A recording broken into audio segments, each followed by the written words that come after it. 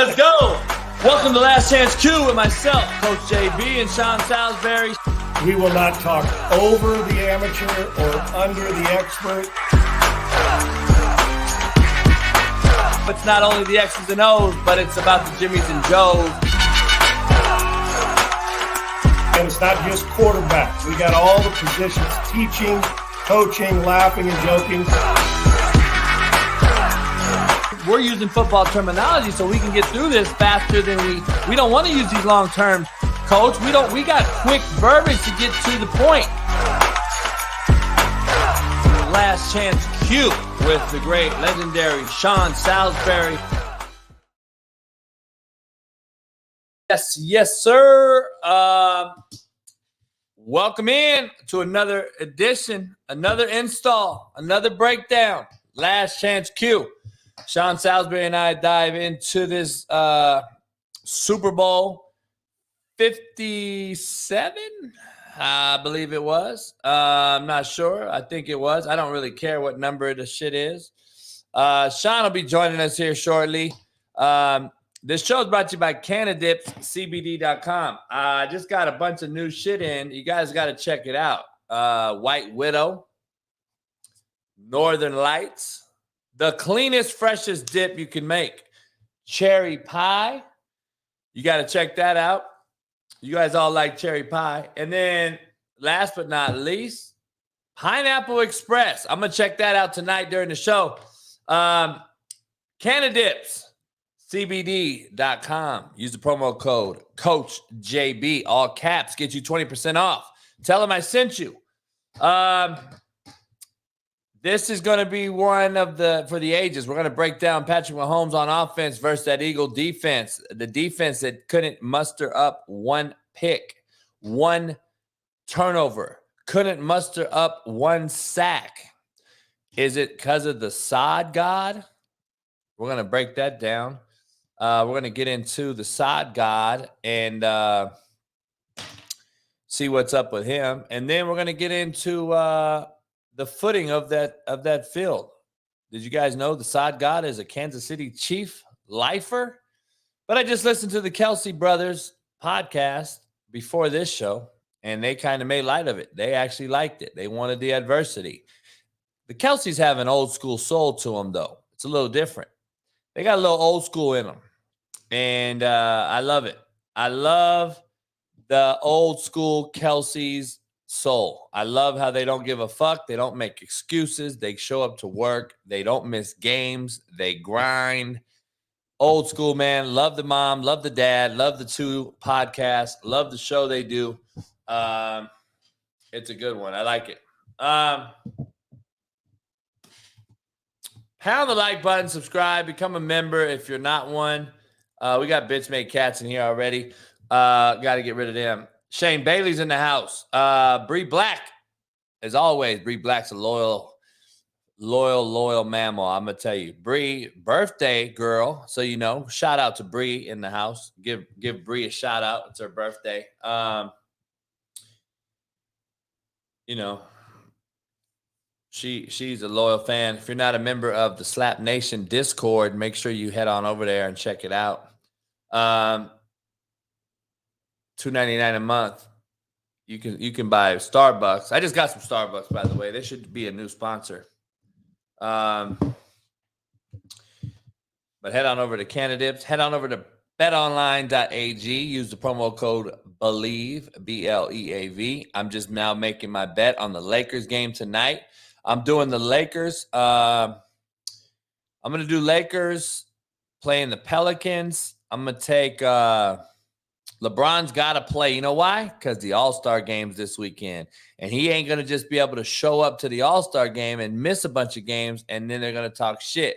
By the way, when he broke the record that night, he had 36 points through 3 quarters. He scored 2 in the 4th, and they lost. Every single record he's accomplished, they lost the game. And you guys think he's the GOAT. Kobe didn't lose when he broke a record. Jordan never lost when he broke a record. It's fucking ironic. Mediocrity is the new excellence. Unbelievable. Unbelievable.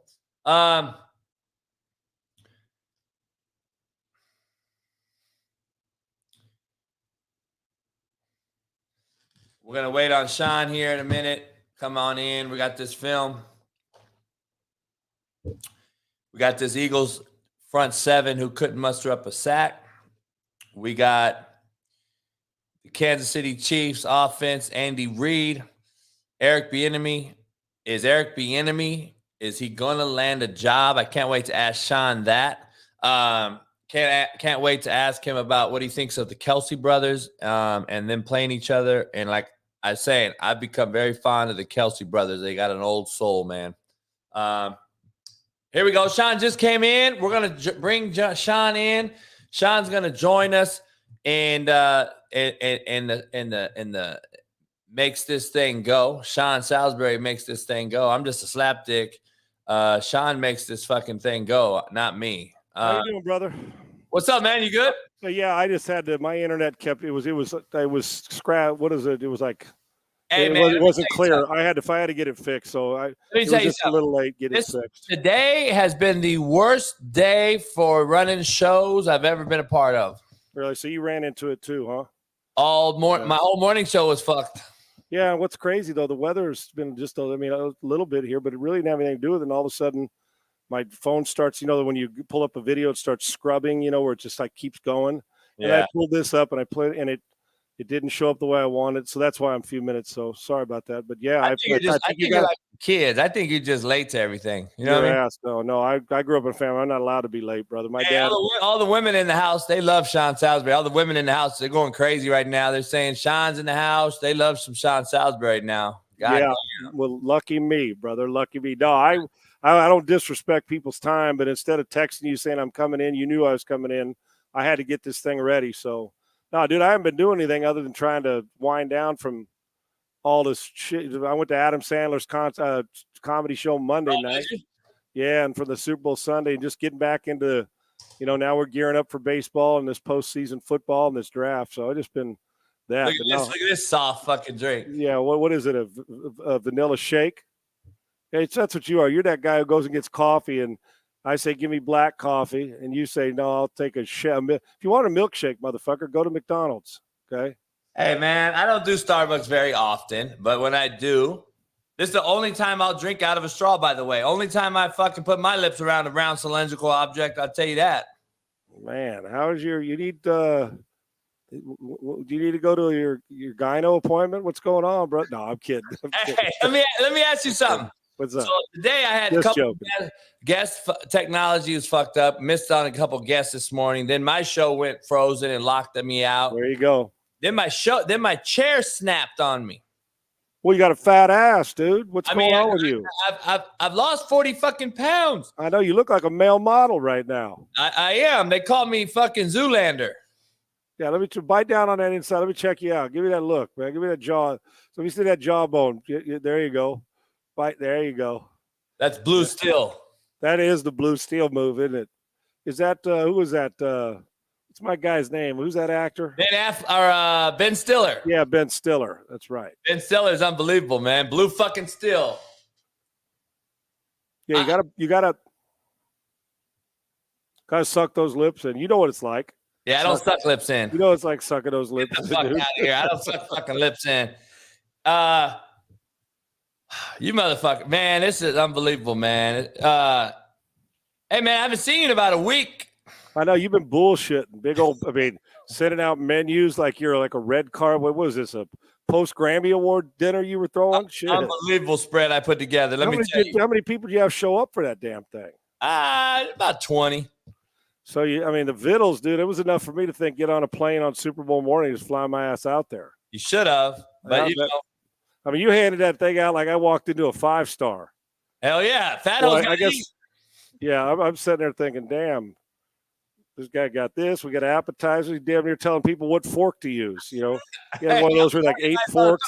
The smallest one for your shrimp cocktail. I hear you, man. Hey, do you hold your shrimp cocktail fork like this? No, but you hold your martini with your pinky out. I know that. Hey. Dude, but that tri-tip had to taste good, dude. That had me. I love tri-tip. Tri-tip, dude. That fucking brisket was unbelievable too. Did you cover it in that mustard like we talked about? Oh yeah, I did the brisket. I did the tri-tip. I did some fucking links. I did a goddamn Man, I did it all. Short, fat, skinny, and tall. I had short, fat hose here. I had skinny, long hose here. I had them all here to eat. Oh, well, they got to eat. Everybody does. Don't they? Hey, they do, man. They do. Hey, man, there's a lot going on here. I was on Unnecessary Roughness last night, Barstool with Brandon Walker. We talked some football, and his show's kind of blowing up today. There's some good dudes. I've never talked to them before. I know you do 28 shows a day. We haven't been able to talk about this thing. There's a few things I wanted to dive into before we get this film underway, because we got the Chiefs on O, we got the Eagles on D. What do you think about all the conspiracy theorists out here talking about the guy they call Sod God? Have you heard about this? Well, I know the guy who used to do as far as the sod, the turf master was Dick. I mean, not Dick Tomey. Dick Toma, right? In his night, he retired. He's always. I mean, I've always known that guy right there. Is it Toma? Something Toma? His last name. There you go. Yeah, I've known him. Not known him. He was. Listen, when I broke into the league, he was the number one turf guy in the NFL. He still is. Odd guy. That's what I'm saying. He's been doing it forever. He's got to be 80-something, pushing now. He does. He's got to be 90. Hey, and he's a Chief fan 1,000%. And apparently they did some studies on the cat, and he told Roger Goodell, I'm a Chief fan. If I got two hearts, I'm gonna go with the Chiefs and the Eagles. And Goodell was like, listen, you're employed by the NFL. You got to be a little more impartial than that. And it's on record. And now there's a bunch of people pissed off, not only in the betting communities, but in the game itself, because of what the fielding and what the footing was in the game. Well, here's what I don't get. Okay, first off, well, number one is, like I said, he's been the guru. He's like to turf with whoever the best gambling guy is in his thing, whoever the best who Denzel. He's like, he's like the guy, right? I think it is, isn't it? Dick Toma, isn't his last? What's his first name? It's something Toma. George Toma. It's George Toma, I think. I think it's George Toma, Toma. Dick Toma used to be. Remember, he was the Arizona coach. Remember, football coach years ago. Yeah, Dick Toma. Yeah. Yeah, and a Hawaii's coach. George Toma, I think, is his name. Toma. But he's been doing this thanks to hell. I've just known him as like you would know, like Jim Tunney, a referee. I mean, he was the man, right? And has been forever. Listen to this fun fact. He missed the year the Chiefs got blown out. He didn't do that game, and I guess he was sick. And then he did the game where they beat the Niners. Okay, well, let me ask you this. But when they say turf, everybody's got to play on the same turf. So how's it I don't know. Listen, I understand. I'll listen to conspiracies, and I know that but I can guarantee you, whoever's sweeping the basketball court at the Los Angeles Lakers court at the over there in Los Angeles at what are they calling it now? What's the name of their arena now? Staples? Yeah, is it still Staples? It is, right? Yeah. It's Staples. Whoever's sweeping it probably is a Laker fan, right? I would assume. I would think. I mean, we go to a national title game if it's outdoors, or at the Rose Bowl, it's grass. I don't know if the person, who knows, maybe they're a Pac-12 fan. Who the fuck knows? Yeah, I'm not into the Phil conspiracy. Right. My whole thing is, okay, so let's say he likes the Chiefs. He didn't referee the damn game. Right. He's a Chiefs fan. That's okay. We all are. I mean, shit. If the Raiders were in it, I'd be wanting the Raiders to win too, but I'm not going to bullshit on the turf and try to get somebody hurt. But didn't the Chiefs have to play the same field? Sure as hell didn't affect Jalen Hurts. He's the best player on the field on Sunday. Yeah. So I'm just trying to figure out how is it an advantage. Let me ask you as a football guy that he didn't cut out a piece of turf and say, hey, here's the grass, Mahomes, when you scramble, put your foot on this piece. I don't see how a turf guy favors one team or another if they're all out, if they're playing on grass. Well, the guy in the chat here, Just Time, said, why didn't they change their cleats? Well, if you don't know the story, they changed their cleats 3 times during the game. Yeah. They changed their cleats a bunch of different times. So I don't know what you thought they just fucking didn't change their fucking cleats, slapdick.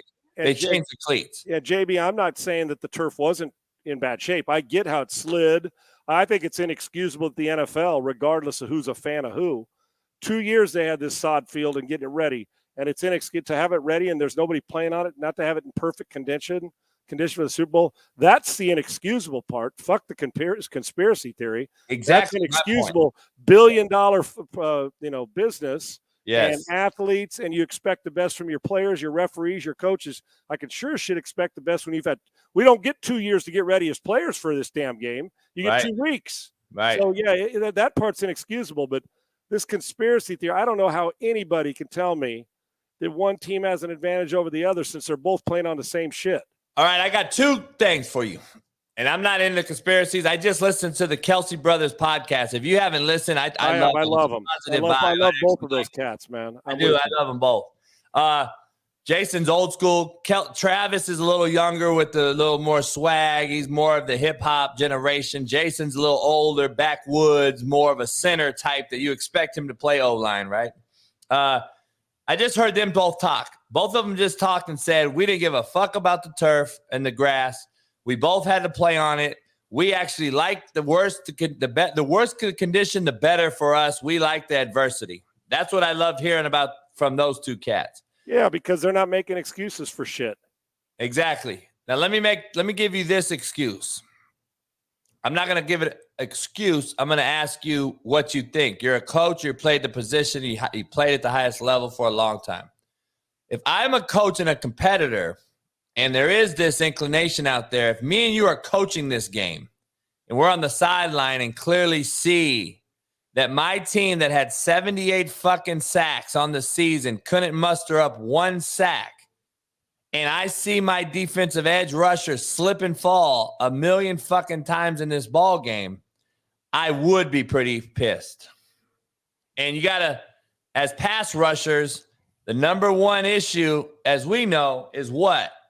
Bad turf, grass, wet grass, rain. We want to negate the pass rush. Well, it was negated, and I've been watching the game all day.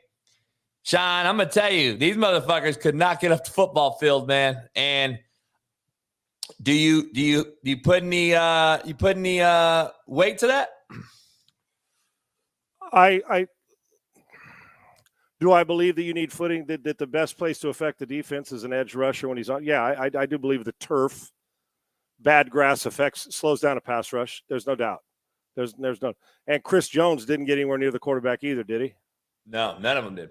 Okay, so I get it. You're exactly right. Then my counter to that is for people that want that to be the reason, because I know when you lose, everybody's looking for a reason, right? Everybody is. I'm not saying it's Philly fans or anybody, and I get it. Like I said, we shouldn't. The thing that sucks, we should never be having this conversation after the Super Bowl. There was too many good things that went on in the Super Bowl. Keep talking while I show this video. Keep talking. So for me, though, there's one. Okay, slips down. Listen, there's no doubt the turf was not good. Guys slipping out. There's no doubt. This is obvious. There's no doubt. Now I can tell you this, and the one you just showed, the last pass rusher with the number 7. He cut off his wrong foot. He's cutting off his inside instead of his outside. That's not on the turf. That's called you cutting off the wrong foot, man. We tell receivers all the time, you can't be cutting off the wrong foot. You're going to end up your ass on the grass, and it happens. But, yes, I do I think that it was a problem? Hell, yeah, I think it was a problem, the turf. Do I think it was a conspiracy to favor the Chiefs? Well, hell, they could use some speed because they lost Tyreek Hill. The conspiracy didn't slow Jalen Hurts from getting on the edge for 70 yards and throwing for 3+. I mean, but yes, there is absolutely no doubt the turf was shitty. That when I say turf, I'm talking about the grass, because what people don't understand, that is an indoor-outdoor. That's a roof stadium, and they can do it. But they grow the grass outside and bring grass in. That's real grass in their stadium. So yeah, it was slippery. I didn't like that part of it. I think it affected players. I'm just trying to figure out the one thing going into a game. How do I know it's not going to poorly affect my team if I'm rooting for the team against it? I mean, are we just saying we're better on slippery grass than you? You get my point. And why would you want to do that to Mahomes? Wouldn't that be the worst thing for a guy with a bad foot, bad ankle? I mean, Sean, we've been dealing with this bullshit thoughts about conspiracies our whole life as players, right? Every time whoever loses, even if they went the other way, if the Eagles won that game, there was going to be, oh, did you see Kelce slip down on the corner route? And did you see – it's always bullshit. You have to adjust in football games. If this game was in the rain, Sean, what the fuck's the difference? There's no difference. There isn't. I'm going to tell you, a buddy of mine – named Louis, he does the Iowa Hawkeyes field. He used to do the Rams field here in LA. He used to do a bunch of college football fields and NFL fields for a long, long time during the season. His company does. I talked to him today. He's an older man now. He told me that field, he said, I don't know about putting too much stock into the entire part of the turf and the sod, but he said there was entirely too much paint on that field. That I believe. Yeah. That is a bad problem to have in a game of that magnitude. The sweat and the moisture that starts, you get, and then people start, and then you slip like crazy on it. It's like, you know, icing on a cake. Right. Or think about this too, JB. Like I just got, like 9 months ago, I got my driveway. I put like on my driveway, I changed the coloring, so they basically they stamped it, right? Like a concrete stamping, but it's really glazed and smooth.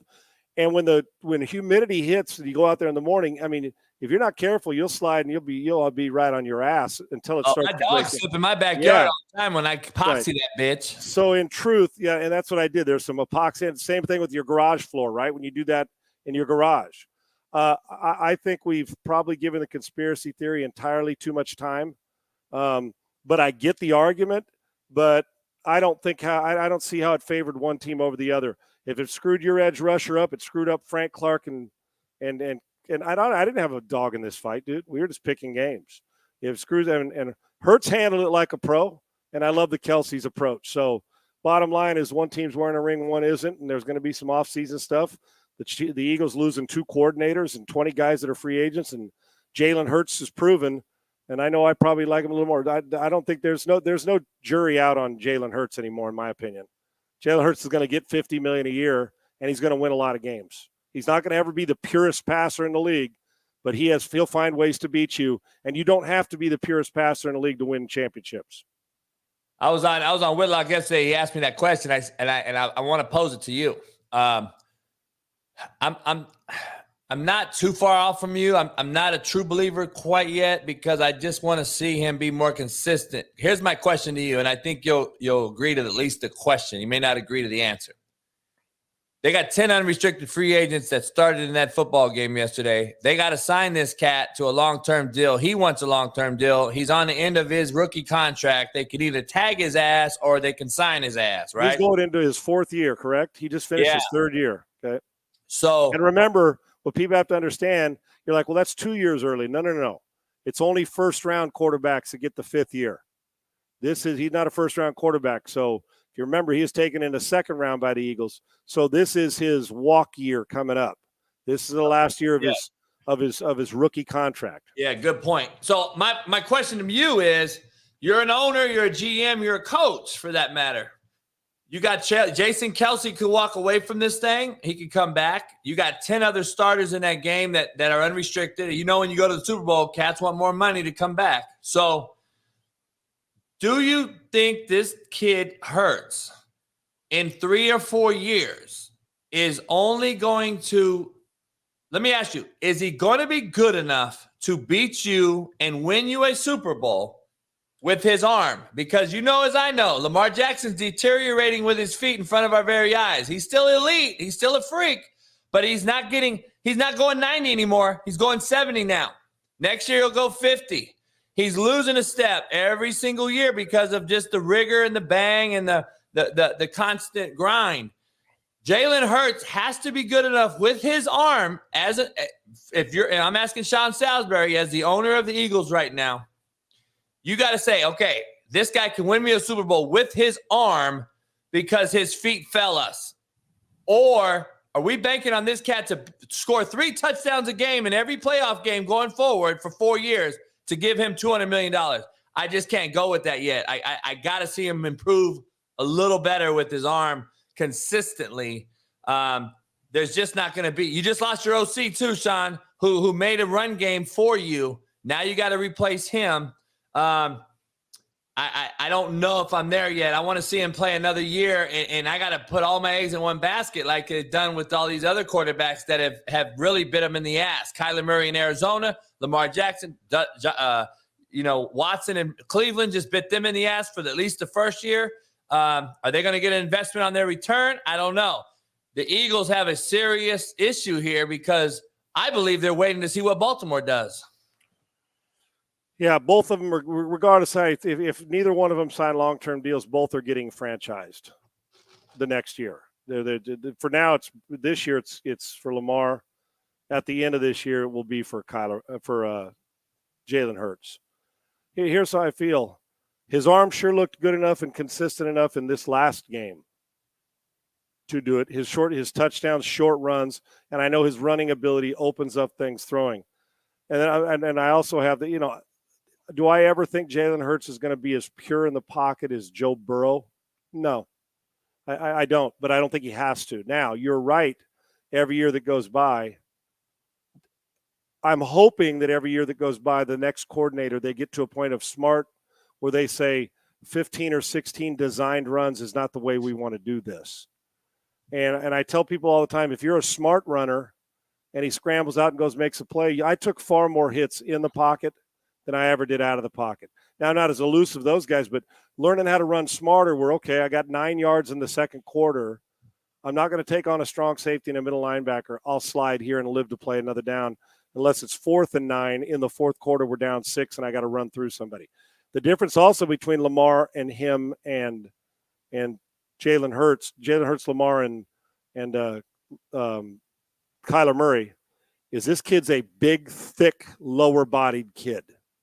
I'm just telling you, he's different. Now, the hits add up anyway. They're going to add up to Josh Allen. They're going to add up.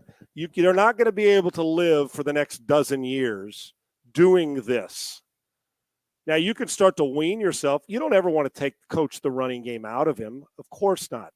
But they are going to have to be selective. Listen, the wear and tear running back takes after a while. It starts to wear on him, even if you're Derrick Henry. Eventually, Henry's not going to be able to tote it 40 times. They know it. Why do you think they're going to try to get a quarterback that somehow can take a little bit of that pressure off him at some point?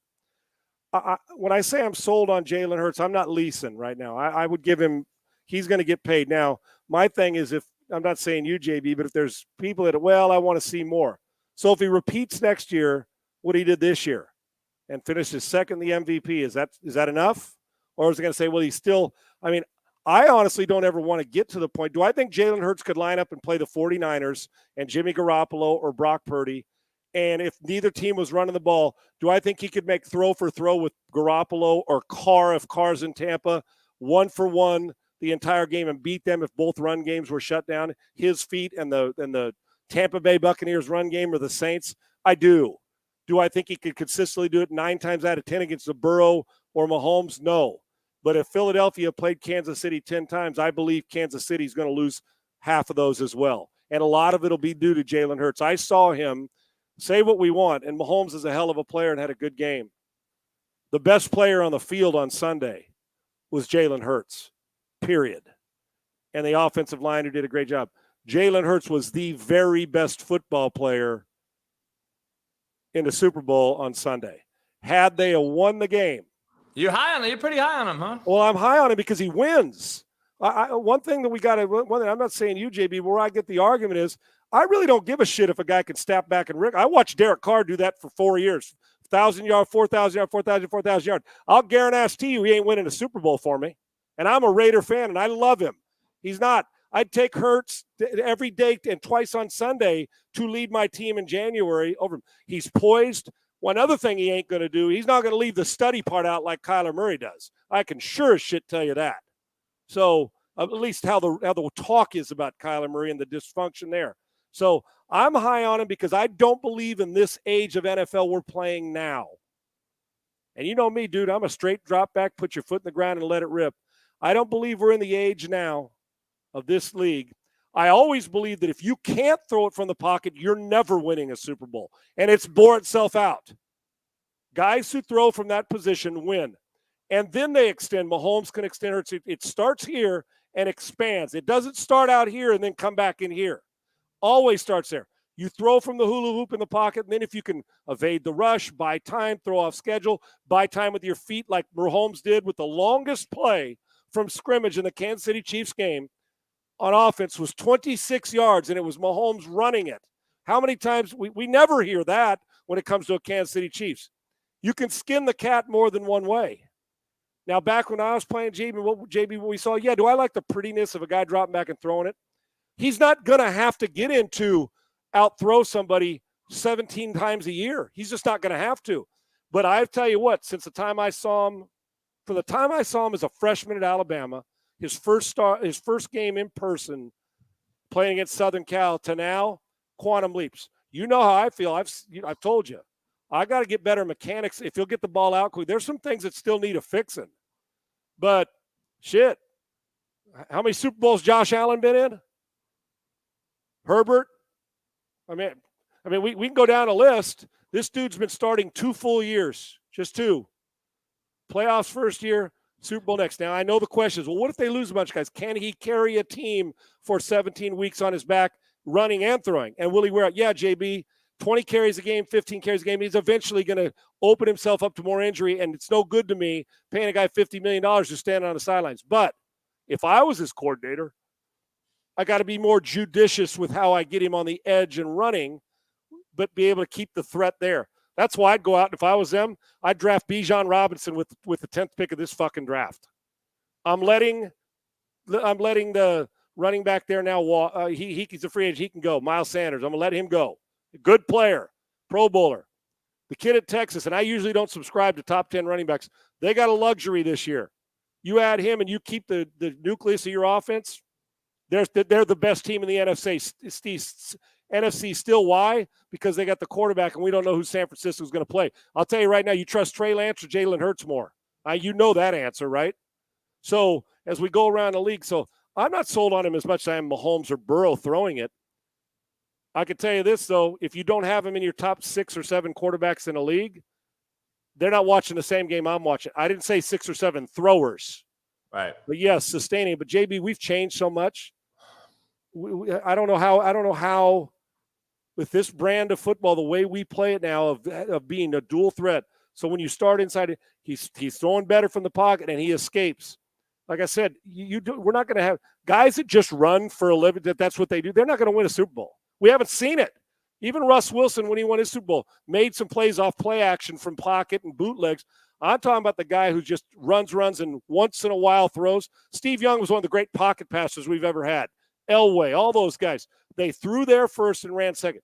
As long as Jalen can do that and you can limit it, he can win. Now, is there going to be a game they're down 30 and you got to drop back and throw it 40 times? Maybe.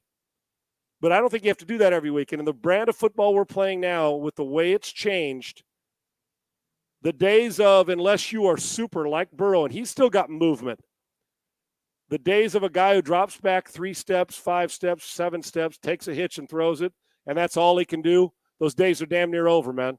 And unless it's cyclical and we go back, it changes back. But right now, if you can't do both, you're going to get left behind. And all 4 of the guys that are picking in this draft have that type of skill in the first round. Stroud's not a pure runner, but he showed against Georgia that he can run a little bit. So I'm probably higher on him than you are, but I think I see a different poise in him than I do in most quarterbacks in this league. I can win a championship with Jalen Hurts, and I would be willing to bet you anything that he will win one before he's done. I believe he's got that moxie. We'll see. I mean, I just weigh it out when we're grading QBs. I'm weighing out all the things, and I don't want to be too nitpicky on this deal, but if we're going to really give them all the flowers, and we're going to give these guys like Mahomes calling him the GOAT and all these people already anointing him the GOAT and all this, and I'm like, let's pump our brakes here a little bit now. He played against an all-rookie secondary, and I'm looking at balls that he threw, which we're going to watch tonight. He threw 2 pick sixes that Goddard snatched away from defenders. And that game's different also. So I just want to make sure. He also threw a deep over route that should have been caught when they left their feet down at the 5. He also threw his best football. He also threw his best football I've ever seen on the deep out corner route that was over the outside backer's tip, on the sideline that was caught. That ball was actually caught. That was his best ball that I've ever seen him make. So can he make that throw consistently? And I'm all in on the guy. I mean, he's changed his platform. He's changed his mechanics. He's a winner, like you say. He seems very coachable. He seems like he's a hard worker. He seems like he wants to be there. I mean, this is all the shit you want from your guy. So I'm with you. I'm all in. If I can see that guy make that throw all the time, then yeah, we're talking a top 5 guy. I just want to see him. I want to see him a little bit more without the QB run game and make throws on time, because he does have he has 2 elite wideouts, Sean. You're damn right he does. But isn't that the goal? Montana had 2 elite wideouts. Brady had at one point, I mean, over his career, Brady didn't. But I'm saying that's my point, though. Yes. That those quarterbacks made those guys shine. I want to see these 2 guys do what Chase and Higgins is getting stat-wise. And I want to see him. I want to see these big-time, what Jefferson and what's his name does up in Minnesota. I want to see these guys get these big numbers like Devontae in Green Bay and these type of guys. I want to see those big numbers because you know as I know, those guys don't get big numbers unless that Q is a real deal. Right. And then the opposite of that is true. We named Carr, Cousins. We talked Minnesota, the Raiders with Devontae. We talked about a bunch of teams, and all of them were watching this dude play football last Sunday night. Yep. So I'm with you. I can tell you what, I saw a couple of those that tell me he's got the throw you're begging for on a regular basis in him. Can you make him on a regular basis? Right. So, and he was the best football player on the field on Sunday. So whether it's considered that, and we can sit here and speculate all we want. We're going to find out. Yeah, I would pay him. I would pay him. That was the question. So you say you will pay him. I would pay him. I'd pay him more than Kyler Murray in 2 seconds flat. Oh, me too. I'd pay him more than Deshaun Watson. Me too. I'd pay him more than Murray. And while Jackson's been an MVP at this stage of their career, I actually think that Hurts is every bit as good. Well, you can do more with Hurts, in my opinion. Yeah, and he's a little more – and I love Lamar Jackson's dynamic plays-making skills. There's a poise about Jalen Hurts that I like above all those guys. But I would take Jalen Hurts over – and Kyler's making $200 million. Listen, here's my opinion. I think that I'd pay him $47 to $50 million, and I'd guarantee 80% of it or what have you. The difference in guaranteed, you're going to be a little worried about will the injury step in because they run it so much. I get it. But he should blow by Kyler Murray and Deshaun Watson. I mean, hell, those guys been in the league. And this dude's already in. And he wasn't a first-round pick. So I like him. I'm a fan, and I think people are going to learn to love him. I do. And I say in the Cincinnati, and you and I have Burrow. If he's not 1, he's not 3. He's in the top 3 for both of us. If Jalen Hurts is playing in Cincinnati and has those receivers and that offensive line, do the Cincinnati Bengals beat the Kansas City Chiefs because he steps out of trouble as opposed to getting sacked? And Joe Burrow is pretty elusive in the pocket, but Jalen's more elusive because he runs more, right? So the question is, while we're saying, well, these elite receivers, they may not be as gaudy as stats, but wouldn't they have had just as big a chance to beat Kansas City with Hurts doing that? And then the bottom line after all this, Mahomes still wins, going 21-27, 3 touchdowns, protected the ball, made the simple play. Not a ton of off-platform shit, made the simple play, and then the big run, protect the ball. And I know we're going to get into this tape. There was a brilliant play call by Andy Reid on the touchdown to the right that was open in the flat. The way they changed their motion will shock some people because it was something I guarantee they studied. And when we get a look at that, hopefully we have it. I don't know if we do. If not today, another time. But it was a brilliant play call, hence why those 2 guys in the flat were wide open for Mahomes to make easy throws. Nah, no doubt. Before we watch this film, I got to ask you, the quarterback sneak. I don't know if you got to see Richard Sherman, kid that I got to coach and coach his older brother as well. That went to Boise, Compton native. To me, he's the top 10 corner of all time, in my opinion, just because of the length and the cerebral intuition that the kid had as an offensive player his whole life going over to defense. Remember, people don't remember he caught a winning touchdown to beat Pete Carroll at Stanford as a wideout. Did you get to hear his podcast? Sherman's? He talked. I only hear excerpts of it once in a while. I don't hear all of it very often. He talked about a QB sneak, the QB sneak. And here's a little graphic here. The NFL needs to look into banning quarterback sneaks this offseason. We're quarterbacks, and we call it like it is. We hate the pussy rules. Can't hit the quarterback. You can't do that. We both hate that rule. We believe we should be able to get hit. And we do want to protect our guys, but we also want to play the gladiator sport it used to be when we grew up. Now, he was talking about this being abolished because of what it is. And it is aiding and abetting. I mean, there is some pieces to this that I don't like. I don't like the advantage of pushing a guy and all this. But what he brought up, Sean, was the fact that we're protecting the quarterback. We're changing the rules. We're worried about tackles, horse collars, and etc. But we got guys diving over the top to stop this play. And they're hitting these quarterbacks in the face and the neck and the sternum and all these different things. And then the quarterback's getting pushed from the backside. And he's like, you're going to see a major catastrophe any moment now.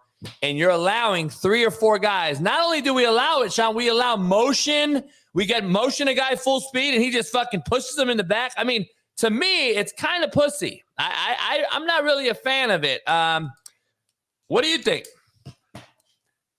I always hated the quarterback sneak anyway because guys were getting clean shot. When I played, they could hit the crown of the helmet. They were taking clean shots on your head all the time. The quarterback, I'd rather be out in the open and take a guy on than the quarterback sneaks. You couldn't protect you. They say protect yourself. We're in a fucking box stuff. Yeah, and you're worried about the football more than anything and pushing forward and driving. Guys used to fly. I took some of my biggest hits on a helmet to the head during a quarterback sneak. I'll tell you what, Richard Sherman's onto something because we're so full of shit in the NFL about we want our players to protect them, yet we'll play them in a game Sunday night and then they got to play next Thursday and we wonder, oh, yeah, but we care about them. No, you care about the money that goes with having your stars on the field and in hopes that they're always protected. Now, they want to change all these other rules about a normal tackle. The defense is always hosed, and I'm an offensive guy.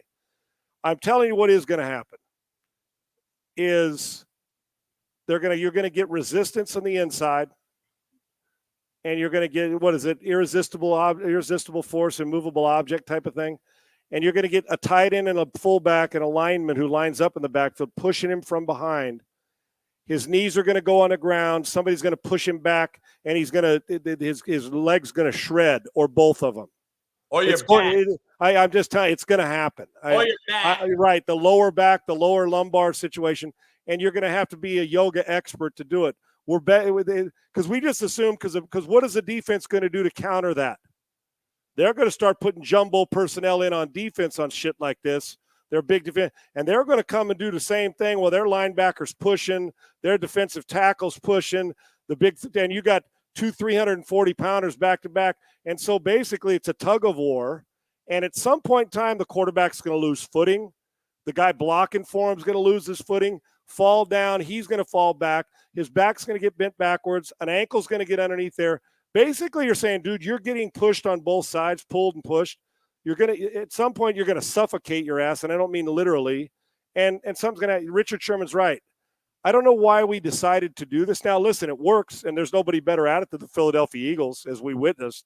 They're good at it, and they got a big, strong quarterback, but that's why the hypocrisy is classic. When did it become legal, though? Because back in our day, you couldn't push the QB. No, dude. Now, I may be missing it.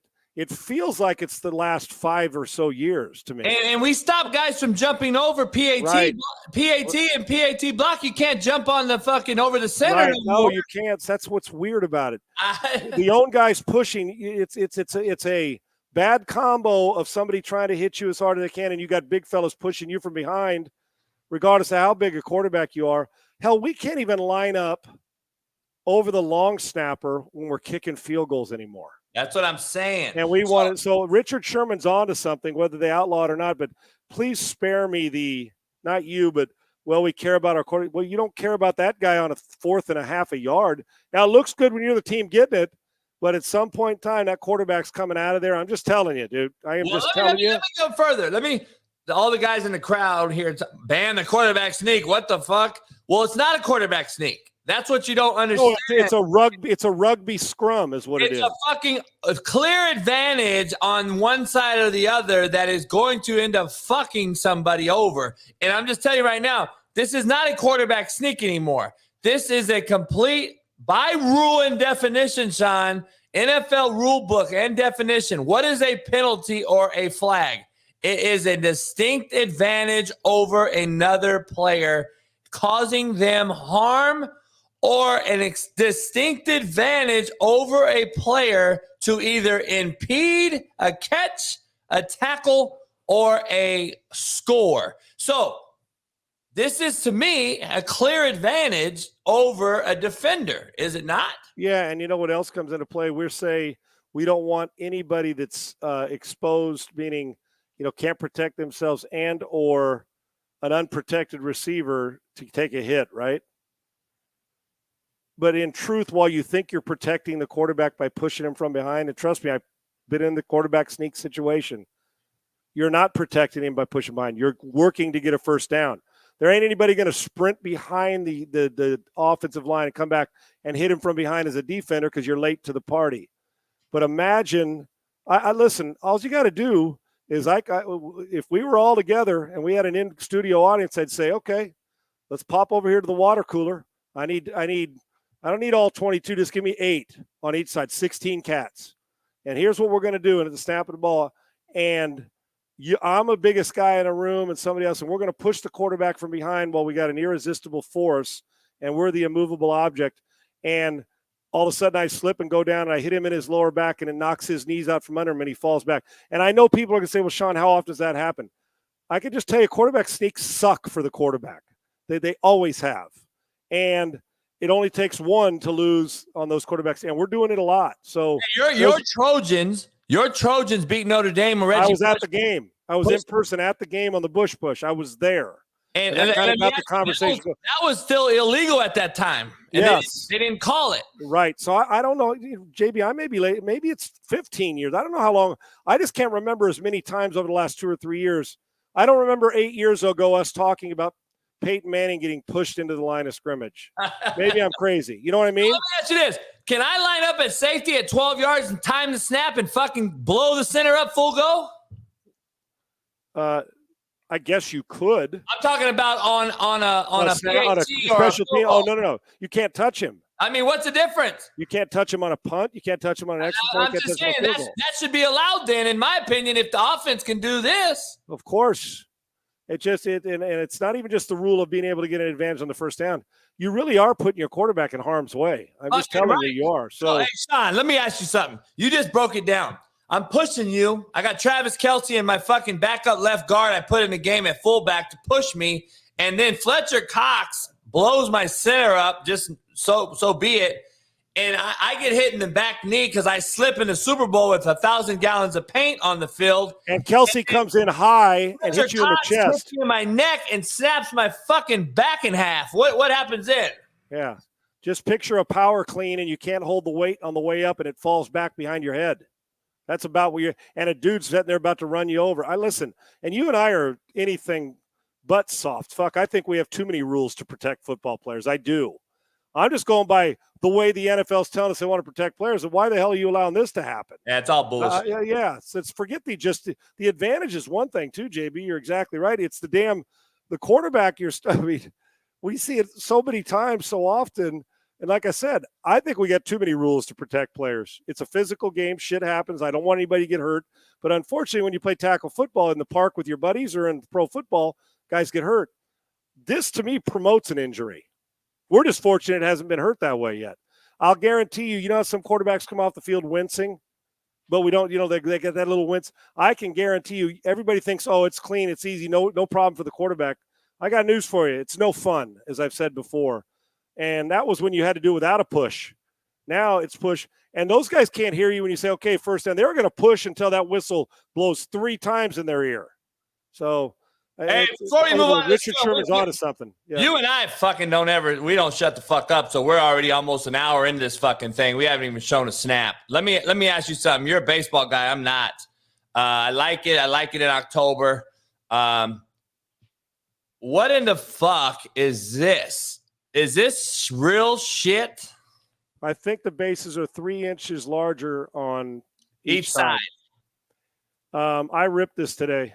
I think it's a save the old head and rules change. It's bullshit. I want to see the statistic that tells me, and they say it's, injuries. I want to see I want to see this. That Babe Ruth, we weren't worried about it then. Why are we worried about it now?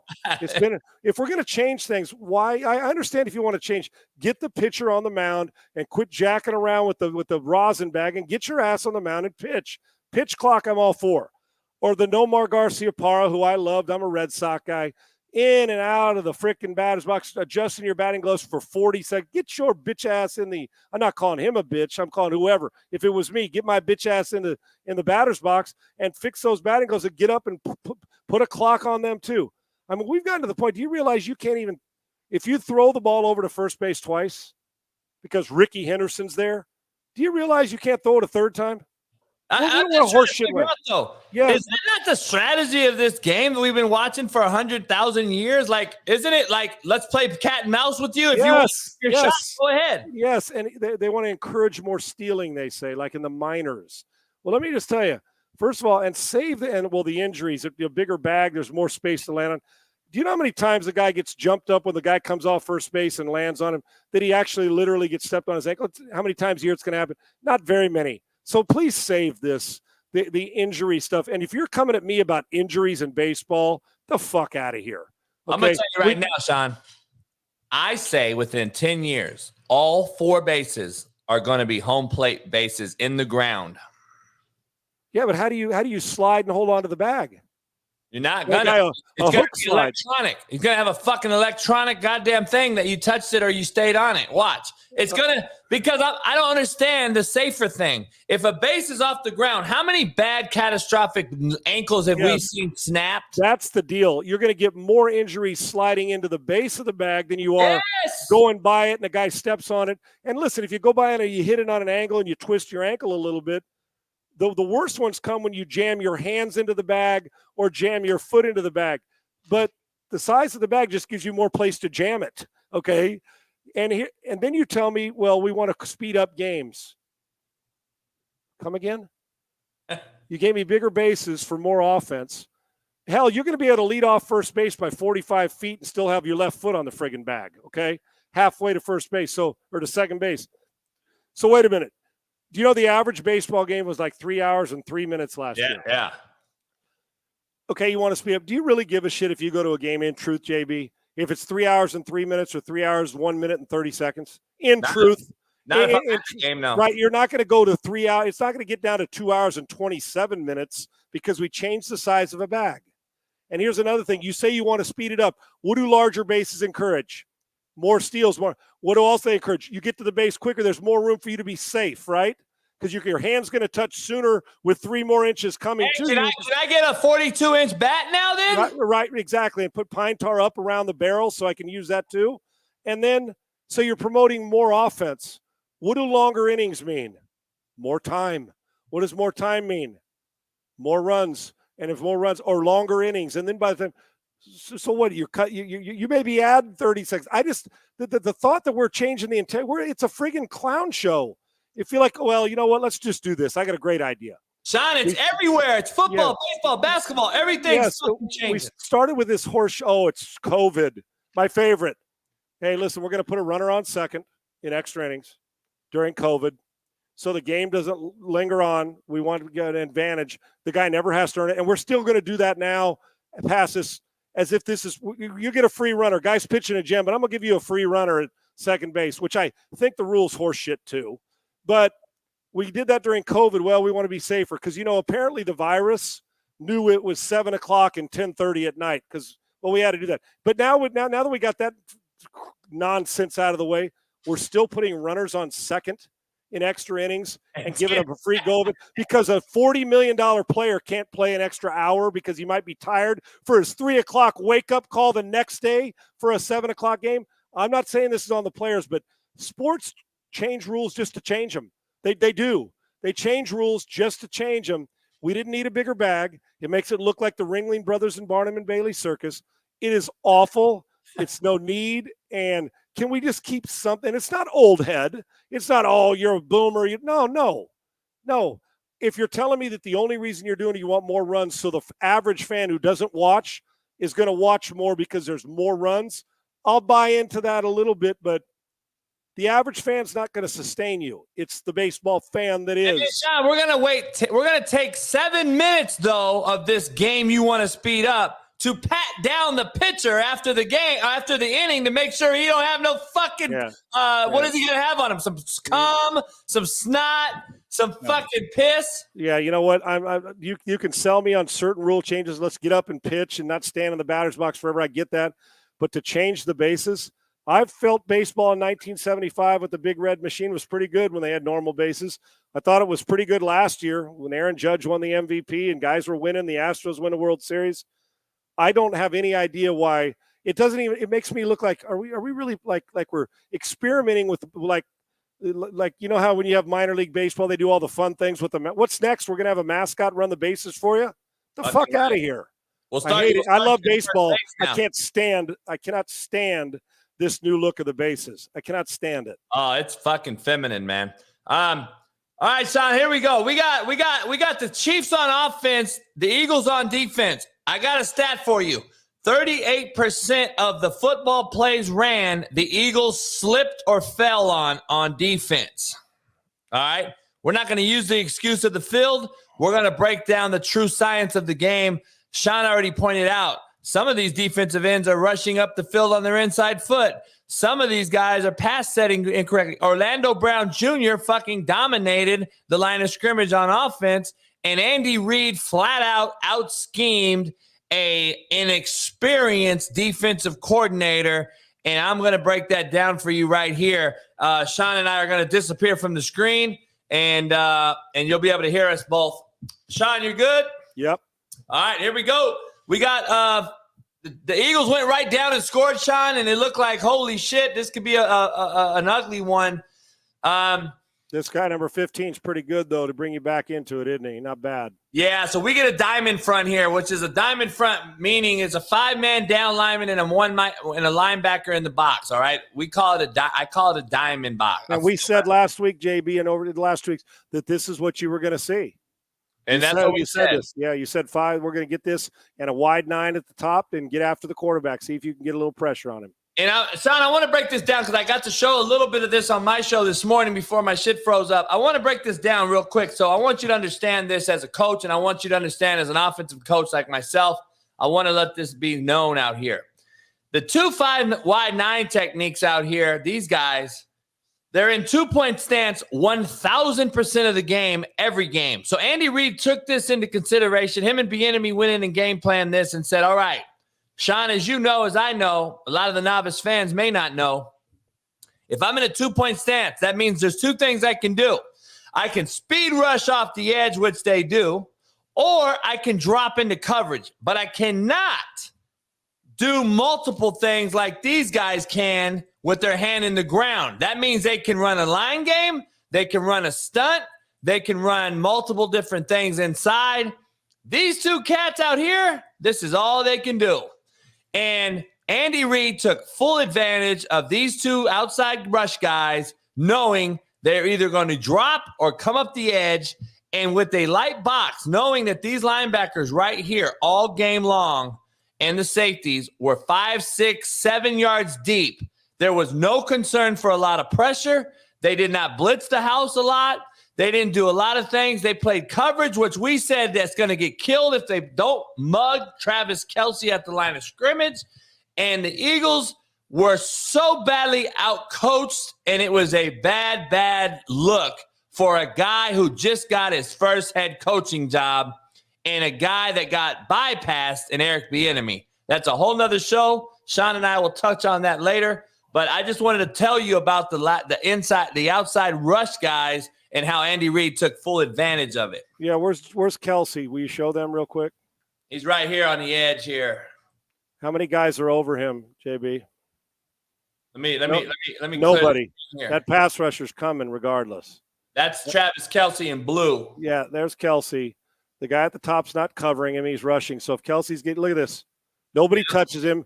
They're handing off, but nobody would have touched him until he's 5 yards down the field. Yep. The exact thing we said you can't do. And he listened. He was efficient. 6 catches, 6 targets, 80 yards or whatever it was. If you run after the catch, I don't this philosophy to me. Oh, Sean, we'll catch him at 5. I don't get it, dude. And he listen, they've done a great job defensively the whole year, but I don't understand. To me, it's elementary school rule that 87 getting a free run. It's almost like you're just giving him a hall pass because, well, he's Travis Kelce. We got to. I don't get it. Sean, I got to be honest here. I know defense very, very well, and I know it because I'm an offensive guy. And if you don't understand defense, then you're not a very good offensive coach. So I think I'm a pretty good offensive coach, and therefore I understand defense a little better than the average Joe. I'm going to be honest here. You got Schuster Smith on the right side, who I've coached his entire life, and I grew up with an old man. Smith-Schuster, yep. Smith-Schuster here on the blue. You got a guy here on the edge who's really a pass rusher. He's not really a linebacker or cover guy. He's more of an edge rusher guy. So where is the backer or the safety or the corner on Schuster Smith, an eligible real receiver? Number one flaw that I see in the Eagles defense. Number two, Sean, we just don't leave fucking 2 gaps open like this on a double tight end set. It's just the most unsound shit that I can see. And you and I have watched multiple NFL DCs, especially Tampa Bay. We've watched Kansas City on defense line up wrong with Spagnuolo. We've seen the Eagles now look like horrible misalignment. And I just don't understand how, number one, you don't have this fucking safety walk down and sit here right here and nub this guy. I don't know how you don't have hands on Kelce from the line of scrimmage and you put this guy over Kelce and have a corner sitting here. Yeah. I am very, very dumbfounded. And if I'm Andy Reid, I'm running the football to the bubble all fucking day long. Yes, and you can have, as a defense, by doing what you just said, which I begged for 2 weeks on this tape that we've talked about. You can still keep the integrity of what you're trying to do, getting after their defense. But in the process of it, you don't give the best tight end in the planet and who is your go-to guy free run. Listen, I saw Leslie Frazier do it with Buffalo last year in the playoffs against Kelce. I honestly, listen, maybe this is the way some of these new school cats are calling defense. Spagnuolo's not new school. No. When I say new school, he's been around the league a long time. Well, they got Super Bowl rings. I get it. I get it. And Eli Manning does too for making great throws, and Mahomes does too for making great throws. I just don't get. I wish, as a non-amateur about when it comes to football, who knows defenses as well too. If I was a quarterback, I would never come into a game like this, knowing who that guy is and expecting you to give me free reign on 87. Sean, I would never expect it. I gotta coach this up, man. I'm really flabbergasted, man. I don't even know what other word to use. First of all, we are so fucking misaligned. I don't give a fuck what front you call this. You can call it a bear, you can call it a diamond. I call it a diamond. If it was a bear, it would be a second linebacker in the box, in the hole. I'm calling it a diamond. But I want to point something out to the novice fan that probably don't understand this. I'm going to use a blue line. Number one, this guy is Fletcher Cox, I believe, right here. He is misaligned. If we're going to be gap sound, this makes no sense for Fletcher Cox to be in a 4-eye on this tackle. He should be in a fucking 3 technique at minimum, and number 7 should be down here tighter to the tackle. So we have another gap exposed now by this. The reason I don't want him in a 4-eye, which is this technique right here, is because now I have a nose guard whose arm's width from this motherfucker. It makes zero sense. And look how tight I have a 3 technique, Sean, or a 4 technique right next to this nose guard. Like, what are we doing? This 4 technique should be right here now as a rush guy, and we should bounce this entire front over. So now I can adjust this accordingly on this side. Why are we fucking 3 gaps short over here on the nub? There is a double tight end set, Sean. This is declared strength. I'm lost. You will not see the majority of coaches in the world that I know that have any clue at all. And Jonathan Gannon, he's a new head coach. He has a clue. I mean, they hired him. Play 5 yards off without putting a body over a 2 tight end set. You will not see that in this league. You won't see it in high school. I don't know. I honestly don't understand the approach. I really don't. And they don't fucking do nothing here. I mean, they're playing zone. The Chiefs' offensive line dominated them this week. They did. They're playing, but Sean, again, my points. Sound. I know what you're talking about. You're talking about the soundness of the defense, not the execution of it. And not only that, though, Andy Reid knows, Sean, by declaration with my motion of Kelce just then. Let me go back and explain this in depth. Kelce motions. We declared to the defense what we're doing, and you declared to us. You just swapped. You're in man now. We know you're in man with this, or you're playing a matchup zone, which means this guy's going to travel with Kelce, even though he's going to play zone, which is fine. I've seen that before. It's like that would be the equivalent of a box and one in basketball. Yes. So we're playing. They got him wherever right. But this is man coverage normally when you get the guy running with him in motion. They declared early. There's no question about Sean, it. My point is Andy Reid knows by declaration, by the safety depth here, that we're not getting any pressure. We're going to have a 4-man go every snap or maybe +1. We have 6 protecting all night long, and your linebackers are at 6-yard depth the entire game.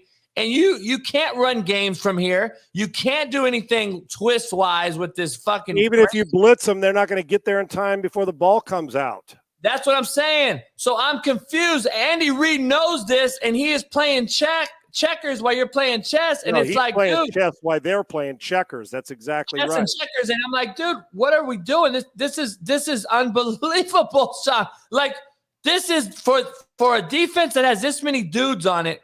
It is one of the worst coach jobs I've seen, and I love Andy Reid. You know, as well as I know, we give Andy Reid a lot of credit.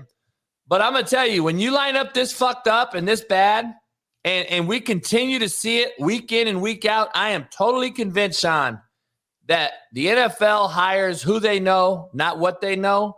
And I know for a fact college does it. Coaching is so fucking bad right now. I'm gonna tell you. I've watched more film on the NFL where I'm like, you're shitting me that you're coaching in the NFL. Yeah, it's sometimes you say it's not sound. Now look at this again. I wish that we had the high angle. There ain't nobody there. There's nobody there to contest Kelce. Result is free run. And now you're playing right into his hands. Oh, let me get to the next second level. Ball game over. See that window on the far hash? John, don't even reroute him. Not once. They don't even. Nobody put a hand on him. Like, what are we fucking doing? The very first hand on the best player at this position in the NFL and one of the best in NFL history, the very first time he gets touched, a hand on him, who is going to catch 120 balls, is 5, 10, 15, 20. We're 20 yards down the field minimum. And when Mahomes is throwing it from the line of scrimmage, it's 20 yards. Now, why run just a dig route? Nobody even gave him a pat on the ass to congratulate him on the catch he's about to make when he ran by them. Hey, look at this. Free run. Slip number 1. I'm going to mark it down. Slip number 1 on the logo paint. Yeah, there you go. That's right. Which too much of it. There you go. They finally got a hand on him 22.5 yards, bud. How you like them apples? That's fuck. I am fucking blown away by the front. And now you have your rusher, Sean. You got your fucking rusher. I broke this down earlier. They're going to run turn back protection so everybody understands. They're going to block this way. Everybody's going to turn this thing back, and then they're going to have a guy sitting out here to block the edge, and we're going to sprint out to the right. And we know in coverage, right? This linebacker, Sean, is sitting here at 5. He ain't coming. And we know that we have a guy now in a 2-point stance that is only going to rush or what? Drop. And now you're taking your best speed rusher and fucking dropping him into coverage, Sean. Andy Reid's dick is hard at this point. Look at this shit here. And look at, he's in no man's land. What? You gotta be shitting me. Look, and with Hassan Reddick's used to trade. Hassan Reddick's used to coming downhill, not playing flat-footed. I mean, he didn't know, do I rush? Am I in space? This is, you know what? Even though the score was close because Jalen Hurts and their offense, this was awfully easy. Oh, look at this, Sean. I mean, Andy Reid knows how light of a box this is on sprint out protection. Sean, Andy Reid is playing games with this inexperienced DC. I'm just telling you right now. And as you and I as we watch this, we know as coaches and players, like, holy fuck, Sean, he is taking full on advantage of this box right now. But there's no disruption to the edge either. Reddick, I mean, this is just a free run from Mahomes. Look at this, Sean. Novice fan don't understand. We got a tight end in the game that or a bigger body receiver that we're going to reduce the formation. We're going to put him tighter, okay? Because we know your 9 technique out here is either going to rush up the field a million miles away from my quarterback, which doesn't mean nothing to me, or I can block him with another tight end, and you're not going to add anyone to the box, Sean. Right. And then look at this guy, Sean. I got 83 here. So I have another edge protector, and you have not done anything on defense to make me spread you out. And not only that, you're talking about on the left there, 88, that run. It's a dead sprint, Mahomes. That you're not going to from that edge. You're not going to chase him down from there. Even if you were, look at that, and they're just standing at the line of scrimmage. Look at this. I mean, Sean, and Reddick's in between. He doesn't really know what to do. Here's that putting putting Hassan Reddick in coverage would be the equivalent of telling Chris Jones to go drop in coverage when we need a sack. That's just not his strength. This is track stance. Holy shit, Sean. He is taking full advantage of this young D coordinator who just got a head coaching job, which blows my fucking mind. All right, here we go. Coaching 101 this week. Remember I told you about this cat this week, Pacheco? That dude's a monster. Great. We're going to get motion, Sean. We're going to get man motion. Andy Reid wants to know what coverage you're in. So here's the deal. Mahomes is checking. If this guy don't motion with this motion, we're going to run an RPO scheme. If he motions, we're going to hand the ball to a light box because we got numbers to the left. Now we get man. The Philadelphia Eagles don't do any adjusting, and we have numbers to this side. Look at this shit here. I mean, you got to be shitting me on defense, man. This is unbelievably bad. Look at the safeties all the way misaligned. You got a man guy on the motion, and now you're a hat short in the run game. And the guy going in motion doesn't even realize that the guy's handed the ball off. And that's a grown-ass man running the football now. I mean, Sean, that is bad as I've seen a fucking defensive front line up in a diamond front. We're sitting here in bear by definition and fucking getting gashed. It shouldn't happen, Sean. Bear front should tell us we got to throw the football. Not here. And we're getting gashed on defense because they don't know how to line the fuck up. This is just flat out. The Eagles look like they're not even interested in this game, do they? Well, defensively in these first few snaps, it looks as if offense looked interested when they went down and scored. But watching this tape is sobering. It's sobering. Have a look at this pussy right here. Spotlight is on your fucking ass. How about this pussy right here? Look at him backpedal. Look at this pussy. He don't want no part of a fucking tackle. Holy shit. Well, that's the same he who held twice. Look at that shit right there. Yeah, Pacheco. There's a few guys in the secondary who don't want any part of him. I was actually surprised at the lack of scheme. soundness in the game. And then when you rewatch it like this, JB, it's sobering. Because I hold Philadelphia's defense in high regard, but it just goes to show you how much coaching matters. Andy's offense was far better defense, and Philadelphia's offense was better than Kansas City's defense too. It looks the same way going the other way, no doubt. Yeah, we're going to see that here in a second, but this is unbelievable. I mean, Sean, look at this. Now we're in one high man free. We're now in man free, Sean. And you know how you know when the defense don't know what the fuck they're doing? Is when this happens. We got Travis Kelce by declaration. Andy Reid puts him out here. We're going to motion him down. By design, we want to see what they do. Is this corner going to come down or is this safety going to come down? We want to know. But guess what they do, Sean? The fucking too high safety comes down late, and he's going to now you don't have any reroute. You have no type of fucking hands on him. And now you're going to get gash-city'd by the best tight end in football. And I'm sitting here like, you shitting me. Look, again, free release. No hands on him. Look at Kelce fall and slip right there. Yeah, in the paint. Look at this, dude. All right, so free release. Man free. Look at this corner up here, Sean. Take a look at the guys getting punked. And Sean, I missed a play. I showed it on my show earlier. I wanna add you back in real quick. I want to see you when I tell you this. The first play of the game, the offensive tackle for the Chiefs ripped off Fletcher Cox's helmet and fucking punked his ass. And Fletcher Cox showed up in a blouse anyway. But that play to me declared, we don't give a fuck about your 78 sacks, and we're here to fuck you up. And that set the tone of the game, in my opinion. Now that you mentioned it, before you run this tape, what was he wearing? I saw it. I'm trying to figure out.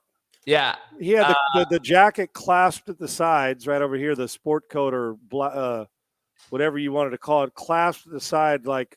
It looked like fucking. And then a tube top blouse that was all gray that showed his shoulders. I was, listen, you dress how you want, but I was like, I don't even remember what Fletcher Cox said. I was so into looking at what is he doing with this outfit here?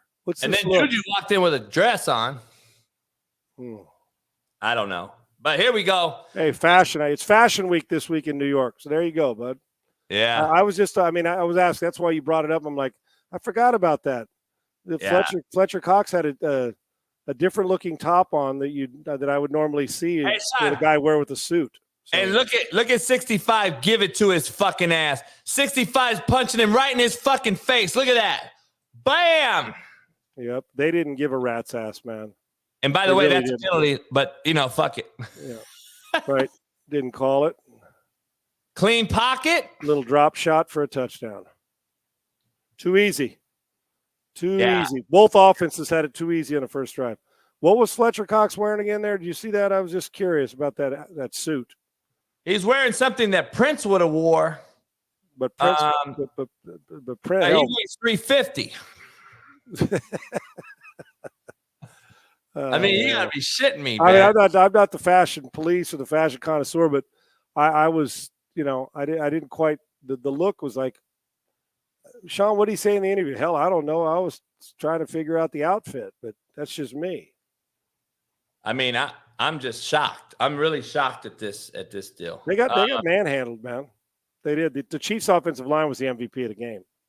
No doubt. Hold on. I'm gonna switch it so we have both teams up. Let me ask one question. Do you have the play anywhere in there? You saw that motion Kelce ran when they got the second touchdown to the flat in the right flat. I don't know if it was a second or third score. Yeah, that's coming up. I could fast forward to it, and we could do 2 days of this, so we don't kill them. But I got this. I want to transition real quick to the Eagles on O because they go right down and score. I wanted to get to this real quick because the Eagles now on offense, very similar in the front, but as we see, the D-line is much more sound as far as how they are adjusting to the offensive tackle. You see how quick they engage with the tackles here? And you see they're striking with their hands. The Eagles' defensive edge rushers are just clearly up the field. They don't have any hands on anybody. And the Eagles didn't have a great game rushing the football. That's a hell of an opening snap. Go back to Jason Kelce. Watch him. Watch his game. Watch this. Watch him punch with the left, throw a guy down, go get somebody else. Yeah, he's unbelievable. He's a great player. What a hell of a first snap by him. Great family. Those two guys are both great players, aren't they? They are, and I love the way they compete their ass off, dude.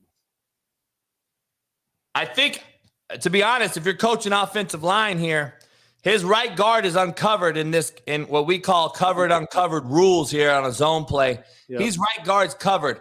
So he has to go out here and block this guy. So the center is now solo on this nose guard in scheme, and he's working with the backside technique, which is this lineman right here, as we call him, a backside technique. Now our backside guard has to help out.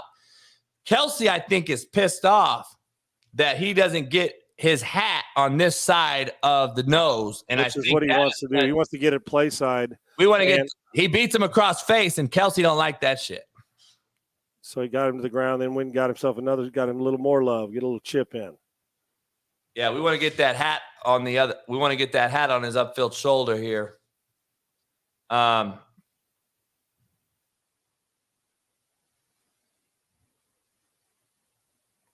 Little empty set. Devontae Smith will take advantage of this right here, right now. They brought the backer, Sean, and they're trying to replace him from distance. Again, very unsound. If we're talking just coaching one-on-one, this guy is not going to cover Devontae Smith on a fucking hitch from the backside hash. And I like the progression. I like how Jalen Hurts recognizes it. Yeah, and watch him ball placement. Go back, folks. Oh, well, you get the end zone shot. Go ahead. Yeah, he'll away from the backer, right? Yeah, watch it. Yes, you got the backer running towards him to throw the ball sooner, though, Sean. Oh, of course. Quicker decision, there's no doubt. That's the thing we've talked about improving earlier. See, he doesn't need that extra hitch. He doesn't. I'm talking about the quarterback doesn't need the extra hitch. He could have gone 1, 2, 3 out. 1, 2, 3 out. But see the backside linebacker running, but where he throws this ball makes up for the fact that it's a little late. He throws it away from the most dangerous defender. Outside shoulder, which is telling Devontae Smith, turn away from the inside because trouble's coming. And the backer, who's that? Gay coming from the backside right there, 50? Is that him? Yeah. I believe so. Watch this now. Watch it. He could have got it out a little quicker. I want to point out the difference in the Eagles' defensive line and the Chiefs' defensive line, how much more sound they are. We're in three-point stance on the edge. We can run a line game now if we wanted. We can run a game. We can do three things here. I can make him go B. I can go A. I can take the backer and bring him. We can do different things with a sound defense. If you watch the Eagles' D-line, these guys are in two-point stances, jet stances, and they're only upfield rushers. Andy Reid clearly knew that and took advantage. The Eagles now have to understand, okay, there's other things that the Chiefs can do when we have multiple stances. So it's just a difference in philosophy, and Andy Reid clearly took advantage of a young DC. Boy, did he ever. Did he ever. Back to it. Now we're back to 10 personnel. Goddard's in the slot, and crossing route. Another accurate throw. I know folks at home say, "What's the big deal about this?" I'll tell you what the big deal is. He gets him on the run. And I want to see Jalen. He's in Houston, Sean. You got to go grab this guy. You got to go get a hold of Jalen Hurts. We got to fix his delivery a little bit, his fucking arm, and quicken it up a little. And then we got to get rid of his about how he pushes that ball back where he should just go up and out. That it's a little more. And I want him right now. I want him to stop. I want him to be done with this drop already. Right. Put your foot in the ground. And he's never settling in, and I get it. That ball is actually behind him, even though it's in front of the defender. But that is due to his drifting, and we want him to be the greatest guy we can possibly have. That's why we're seeking everything. A firm lower base to do it, and we've broke him down before. The release with his upper body, there's an extra movement, and he doesn't need too long. Watch, the ball goes way back. There you go. You don't need that. He needs to go up and out. It's a little bit of a Ferris wheel look, but that's weight room, Sean. Yes, fucking weight room. And this is why I tell people, this guy right here better get in his fucking weight room. And not only is it a weight room thing, Sean, it is a statement that Chiefs made in the first quarter that we are here and we are going to hit you in the mouth on the O-line, on the defensive side of the ball. The Chiefs are making statement after statement, and the Eagles didn't respond. God, what a thump this was. And they had a 10-point lead at halftime too, did the Eagles. But if Jalen Hurts ever speeds that up a little bit and gets more mechanically sound, imagine how good he can be, as he's doing great things already. You're 100% correct. The Chiefs smacked him in the mouth, Sean, and now we're seeing it. You ain't lying. That ball right there is out of bounds. But that's basically probably all he had. That was probably later in the progression. He don't like it. I also think didn't it feel like, well, he had no shot because A.J. Brown pinned him to the sideline. He had no shot. He didn't give him any room to fade him away. Yeah, and I don't know where the safety was. We don't need to break down an incompletion at this stage. But later on, though, he throws the ball to Devontae Smith. It should have been a touchdown. He caught it in bounds, but it was at the 3-yard line. That could have helped him out. If he would have scored on that play, it could have gave them more time. At the end of the game. That's a play that people don't want to realize. We'll get to that maybe later this week. But we're going to break this down for a few weeks because we'll break this game down by quarter. Maybe later this week we'll break another quarter down for you, and then next week we'll do it too. But yeah, this is what he does. I'll get out of bounds. There you go. Don't take that unnecessary hit. Smart football. Yeah, and I know the Chiefs are ready to go. They're wanting to smack this cat because they're putting people's dick in the dirt here early. They probably got tired of hearing about how good Philadelphia's defense is and wanted to make a statement themselves, right? Exactly right. I don't mind it, Coach. I don't mind this ball. This is an odd coverage. This is a quarter drop zone look where that is a hard coverage to decipher as a quarterback. We got a one high look here, Sean. So if I'm seeing one high like this, I'm thinking this is a man look. And then he's going to get over the top, which is an NFL Spagnola old school coverage that we haven't seen, in a long time. And then he's going to become a zone dropper right in this area, which is going to confuse Jalen Hurts. And luckily it's to a big body guy who boxed this guy out and got the catch. If he recognized it earlier, JB, with that, you know what I would like to see?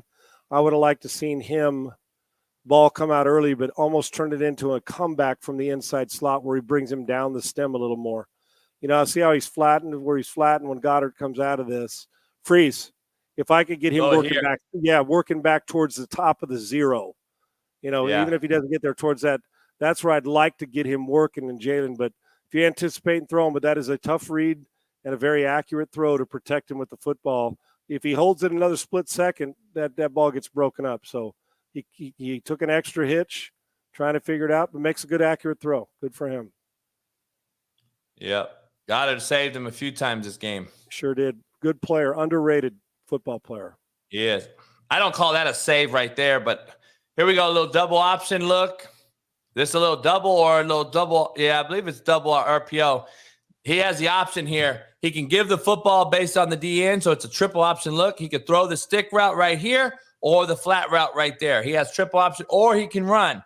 So this is a all-inclusive football play, and it gives Jalen Hurts full autonomy here on what he can do. See, another thing I don't like. Something that you can't. It's a hard play to defend if you're not ready for it. And I like this OC. This OC became the head coach for the Colts yesterday. Yep. He's not going to have Jalen Hurts, at least not yet. So, I'm curious to see what he does in Indianapolis, but I like the kid. I like his system. This is very similar to what I run on offense, and I really do like what he's doing here. So people don't realize real quick, this is an arc release. So you understand, this is an arc release get out by this nub tight end wing player. We're running an inside stick by the slot, and then we're floating a guy over to hook this end, or get to the flat. We can do multiple things with him, and we're going to read the defensive end all in one play so we can hand the football off to the back if we like it. So this is triple option with full autonomy in the system is football that I love because that's what I run. And you get a guy, a playmaker, the ball, and that's what happened. You know, it turned out great, but I would have, on the initial, the way it turned out, but I would have, once Devontae Smith, once I sat down, I would have kept working inside and reset in the second window. But I would have come on the right there, see where he is? Now, it worked out, but I mean, if he'd have just taken 2 yards inside and shown his numbers, he would have had a clear vision. But Jalen Hurts, that you can't teach that. That's just being a football player. No doubt. No doubt. Here we go. Reduction. We got a reduced guy. So we got Smith reduced, tight like a tight end.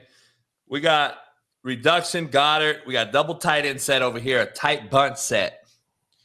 And I just, Sean, I'm still lost on defensive coordinators giving this space. I'm lost. I understand we're waiting for an outcut. I get it. This is waiting on an outcut because we're in a bunch set. Well, why can't you wait on the outcut 4 yards shallower? He's waiting for somebody to come out here. I understand why this guy's here, but goddamn, he is not a run stopper for me. And I got a safety on the goal line, which to me is unbelievable. What is he doing there that he can't do here? That's I don't know, and I don't know what the outside guy's doing that he can't do from 4 yards shallower. Like if I just talked about the safety being too deep, and what if he was up here, Sean? What if the safety was here? I mean, what if? The back he hits the back 6 yards closer. Yeah, no question about it. Come up and thump him there, and now you greet him at 7 yards. He runs right through your ass to the 2. Like, what the fuck are we doing on defense in the NFL? I am fucking flabbergasted by defense, and I love Smag. I know Smag. He's a great. I do too. He's a hell of a coach. I mean, are you telling me that these players are defiant and telling you, fuck you, I'm going to line up where I want? I don't believe that's the case. I can't imagine you could do that every single snap and keep your job. Right? So I'm confused here. Why are we so fucking badly unsound? And look at the payback you get for it. 7, 8 yards. And those are precious hard yards inside the 10. They should be a lot tougher, though. There should be a lot tougher yards to get than get me 8 yards on an inside handoff. I can tell you that. And he's going to – that's a good play. And the best way to beat inside handoff is penetration. Early, create a new line of scrimmage, unblocked, finally made a play. That's bad. Mm-hmm. See, that's when I would read that motherfucker right there, Sean. And pull it. Yep. Yeah, and that's why I want Jalen Hurts to carry his fakes out so these guys don't know if he's keeping it or giving it. Right. It's little things, dude. Little things. We'll finish this up, Sean. We're an hour and a half in already because we fucking talk all the time. Yeah, but we had a lot of good stuff to cover at the top, though, dude. Hell yeah. It's important. Look at that. Gainwell. Yep. There you go. That was their first drive. And as you saw, Kansas City answered quite nicely. Thank you. Did he score, though? Oh, no. Then they went quarterback sneak. My bad. He got down there. They remarked. Let's break this play down, Sean. Let's talk about it. Why we talked about it again. This is the deal. Now you got two guys aiding and abetting this fucker. Look at this. This is take a knee formation. This is victory formation, Sean. Now watch what we're talking about. The only reason we're saying it, and I think is what Richard Sherman's trying to point out. Go back to the beginning of that. Watch now. Yeah, watch and freeze it if you can. Freeze it when he first takes his first hit. Upper body. Watch right 32. Hey, and they're going to stand him up. Now, all of a sudden, if you go low and push and fall down at the back of his knees and bend him back over. This hat right here, this guy's hat pushes his neck back. Yes, that's my point. And it's they're fighting against each other, and it is dangerous. And they probably like it because it looks good and everybody's talking about it, and nobody does it better than Philadelphia. But I sure as hell, and I like I said, rules are set up for the defense to have minimal opportunities. I understand why they do it. It looks good and you can score, but I also don't think if you're telling me you want to protect the quarterback sneaking that way, that is more dangerous than the original quarterback sneak. Nah, I agree. Let me remove this. Good stuff, man. Yeah, we got to break down. We'll break down quarter by quarter this week and next, and get through this game we'll get through this game for everybody so we can really see this, because these two quarterbacks we both feel are going to be around for a while in this league. And before we start breaking down some college football film in the spring, to get ready for the NFL draft in April, we're going to go through some college guys and get through some guys getting drafted. And we're going to give you that coverage as well, so you can start to see what we think about the college guys in the draft this year. C.J. Stroud, Bryce Young, Will Levis. We're going to break these guys down in totality so you guys can really see what you're going to get in your home fan base. If you're a homer or if you're a fan of whatever team you think's drafting these guys. Sean, let me break down something real quick. The Colts, it looks like are going to make a trade with number 1 Bears. And are they going to take C.J. Stroud? Are they going to take Bryce Young? Jim Irsay was on film yesterday saying, I sure like the Alabama kid. Are they going to make a trade and go for a Bryce Young, C.J. Stroud quarterback? And from what I understand, they still owe Matt Ryan some money. Yeah, listen, if they trade up, if they don't take CJ, if they don't take Bryce Young, the Texans are going to take him, in my opinion. The Texans are taking a quarterback at 2. Okay, I don't think there's in my mind, there's no doubt about it. Now, the question is, because, they've been operating on not talking much about it. Jim Irsay talked about it and made it painfully clear, unless he was trying to throw the okie doke and smoke screen it to get the Texans to try and trade with the Bears. And so they were sitting in a position. I don't know who Irsay likes. He made it sound like Bryce Young. I think Bryce Young's one hell of a football player. But the Texans need a game changer, franchise changer, program changing, meaning the franchise quarterback. So I would think that somebody's going to work to trade up. It depends on, and what's crazy, because the variant, some people, there's some love Levis, some love Stroud, some love Young. And if you're playing it close to the vest and not talking about it, you may actually trade up and realize that the team that you're trading against, like the Texans, if you're the Colts, that you're going to get a guy that they didn't want anyway, that they wanted the guy that you had number 2 on your board, maybe number 1 on theirs. So you could be bidding against yourself. So I do believe somebody's going to try to get to the 1 slot. And if it is the Colts and they like Bryce Young, then the question is for the Texans, is Stroud or Levis, in your mind, worthy of being the number 2 guy, or do you go to a Will Anderson or Jalen Carter? I do know this. If you need a franchise quarterback and your franchise determines that the quarterback that you deemed a franchise quarterback is available, I don't care. You have to draft him, whether the fan base wanted a different guy or not. If you love him, if you like a guy, then I suggest you think twice about thinking that, he's your franchise guy. To me, JB, when I draft a guy in the top 5, I expect him to be in 8 Pro Bowls and be a starting quarterback for a decade in the league and be that good. I don't draft him to just be a guy. I draft him to be that guy. And I don't need a lot of ifs by his name. But I know this. If you love him, draft him. If you like him, I'd wait. Trade down. Go get somebody else. Do it. If you love the guy, you draft him. I don't know what's not to love about Bryce Young other than he's not 6'3", 225. That's basically it. That is the only thing. Yes, I agree. And so I don't know if Irsay loves Young like he basically stated, or if Nick Caserio and DeMeco Ryans love Bryce Young. He feels like he's the overwhelming favorite to be the first quarterback taken.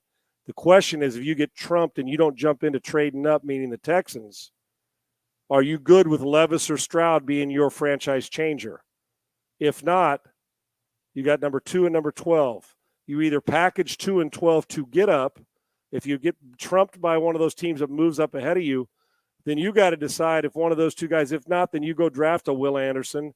And at 12, if Anthony Richardson's sitting there and you think, okay, he is a good player, you take him. Or if you say, screw it, we'll wait and draft Hendon Hooker in the 2nd round or whoever you like and go Will Anderson and the number 1 wide receiver.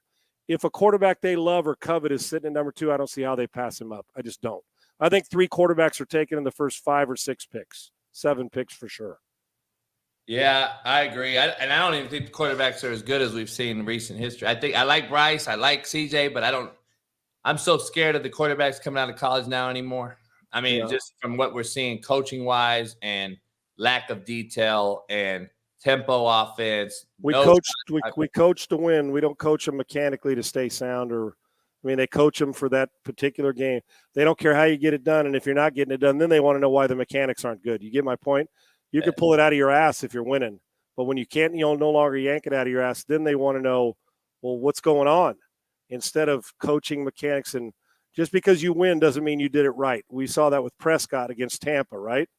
And then the next week it showed that they got to get better. So to me, Bryce Young, he does everything you'd want in a quarterback. He seems like a great leader, a great kid. He's a productive guy.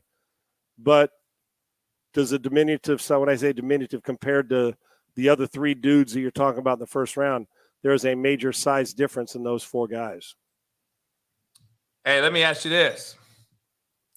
You like fat hoes with an F or fat hoes with a PH? I only know how to spell it with a PH, dog. What happened to you, man? How about this one? You like everything going great? She got to run right into the side of the. There you go. Hit the side of that. Wow. There's a blown out back. No, you know what that is? That's a tailbone injury right there. John, that is my point to the quarterback sneak right there. That's why I showed that. And that's a great point because at some point in time, one's going to move and one's not. You feel me, dog? What happened to you, man? I just competing, man. That's all I'm doing. I'm taking one game at a time. I give 110%. Lord willing, everything will be fine. And I don't want to thank the academy. You know what I'm saying? That's all I want to do. Are you putting a dip in right now? I am. See, I got you, man. It's a weak ass. Cannadips is good shit, but I might go back to fucking old school cope. Loose leaf fucking Copenhagen. Loose leaf, swallow one of that. Can you swallow your chew? I'm not a swallower, John. I'm more of a. You can't say swallow with a man, can you? Okay. Well, do you have a problem if you swallow? Will you throw up? Your chew, your juice. I don't know if I'll throw up. Sound right either. I'm not a weak little pussy bitch, so I don't know if I'll throw up if I drank my own fucking chew spit, but I don't think I like it. All right. Could you? No, hell no. I would never. I'll spit it. I don't chew it. I mean, I would never swallow my spit with a dip in. I would get a little. It happened to me the very first time I did Copenhagen. I swallowed a little piece of the loose leaf part of it. And about 5 minutes later, those beads of beads of sweat coming down my forehead. Mad dash to the bathroom. I was at Southern Cal. Now, Skull was fine. But the very first time I tried Copenhagen, I swallowed a little bit of it. 5 minutes later, dude, I threw up about 14 pounds of chow, man. It was nasty. Hey, everyone I've given dip to is always throwing up their first time. Skull was fine, but Copenhagen, very first time. Yeah, because you could swallow just a little bit, and it set my stomach wrong. I think I've only had Copenhagen one time since then. So it was like, nah, this one. And I got an iron gut, but that was not for me, dude. Those beads of sweat that start to form, it's like, oh, hell no. Not for me. The California, a buddy of mine just sent me a message I wanted to share with you real quick. This is just starting to fucking get disgusting. We just talked about the fucking bases in baseball being bigger. California legislation just put in to ban youth tackle football again in California. Kevin McCarty, assemblyman, Sacramento, is at it again. He wants to ban tackle football for children under 12. I mean, but it's okay to go to a fucking. I mean, I'm just over it, man. We're the softest fucking country. I I'll just leave it this, Sean, because goddamn, we're fucking soft. I got to tell you, dude. I'm a California guy my whole life until the last 20 years, Texas. I don't understand how did my buddies like you can survive living in. My guy Rob Schneider, from Sandler's bud. I went and saw him. He moved to Arizona, That's right. Scottsdale. He did stand up. He opened for some stuff for Sandler on Monday night. And I went backstage and saw him afterwards. It was great catching up with him after a while, and seeing him, and it was awesome. And their show was phenomenal. But as a California guy, dude, my desire to live there is visit because it's so beautiful. I love the beach and everything, but the leadership or the lack thereof, I don't know how that state can tell me that they're doing a great job. Everything I don't get it. Ban this. It's bad. They've turned San Francisco into which is a great, charming city. The list goes on, and I don't want to get all into that now because it just makes me sick to my stomach. But I don't know how anybody thumbs up and says, "Yeah, what a great place now." I don't either. By the leadership, I love the beauty of it. Yeah, there's so much to do. I can't stand. Yeah. It's the leadership, man. They've completely ruined it, and I don't know how people could sit back and say this is great for what's going on. All the banning this and doing this and not being allowed to do this. Nah, you can keep it. And I'm a California guy, but no thanks, dude. I wouldn't leave Texas for that if you bought me the house. Yeah, I know, man. Now. And I wouldn't mind living in California with that leadership. With that leadership, no thanks, dude. I want to come there, man, but fuck. So tell me this. Ohio's got a major fucking issue going on. Nobody's talking about. Why hasn't Biden addressed the country? I don't know why. I heard Houston had the same fucking thing happen in the derailed train we haven't talked about. And Arizona yesterday had a fucking truck spill, and there's a yellow gas. I talked to Pat Perez, and he's like, what in the fuck is going on? And then Russia and Moscow had a chemical plant blow up. Are we – I have no idea. Happening here? Yeah, well, was all of it coincidental? 4 chemical issues in fucking a week? And we still don't have any answers. So listen, I don't really give a shit what people's politics are. I don't. I know where my politics lie, but I still love you no matter what you root for. I don't care. I promise you, JB, I got friends that are conservative, liberal. I don't really care. Me either. I don't give a fuck. I'm not going to ruin it with you and not. Right. Fine. I'm not ruining a friendship because somebody voted for somebody else. If you want to vote for something, then you made the bed. You're the one who's going to have to sleep in it, whatever that is. And that's okay. I'll still be your friend. I don't let politics ruin friendships for me unless you're a complete asshole and want to be an ass. Then I just listen, I'll keep my circle small. I don't need that, but I'm not that guy. Well, you voted for that guy. I hate your guts. How dare you? If you voted for him, you are him. No, dumbass. I'm not Democrat or Republican when it comes to voting. You vote for whoever you want. But I can tell you this, a lot of things you can't tell me that everything that goes on, there are certain things that everybody wants to put politics on, like, well, you lean left or you lean right. No, there's just certain things that I don't give a shit if you don't lean anyway. Me either. You just can't like, okay? We're not getting communication from the commander-in-chief about what's going on. I don't care if it was any of them. Can you just tell us a little bit, be transparent? Shit. Because there are fish dead and there are cows that are dead. And I know there's some water that people are boiling that looks fucked up. And I'm like, well, something's going on. Well, to me, I don't give a rat's ass what your political party is. Just like it's baffling to me. Like I said, you choose whatever you want. That stuff doesn't bother me. I'll vote who I want to vote for. You vote for you want to vote for. I'll like who I want to like you like you. Listen, 40 years from now, when it's time to check out, when I'm 102, I'm not really going to give a shit what somebody on this podcast thought of me. I'll be honest with you. Maybe I'll care about what you thought, but I'm not really going to worry about, well, you don't like California. Yeah, I like California. I love California. I think the leadership sucks ass. Pretty simple. It has absolutely zero to do with politics. I know what a good leader is. Yeah. It has nothing to do with who you voted for. It just has to do with how you approach the people. And politics aren't about the people. They're full of it.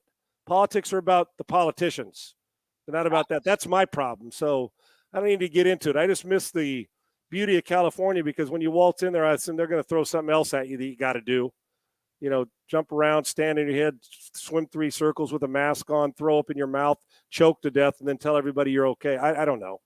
Dude, no thanks. I'm not doing it. Hey, did you open up for Sandler? Fucking Jesus Christ. No, but if I did, I'd have had him laughing. I can promise you that. Hey, I can open up for fucking Chris Tucker, Eddie Murphy, you name it. I ain't gonna bomb that bitch. I'll tell you that. Yeah. And what are they gonna do? Take your scholarship away?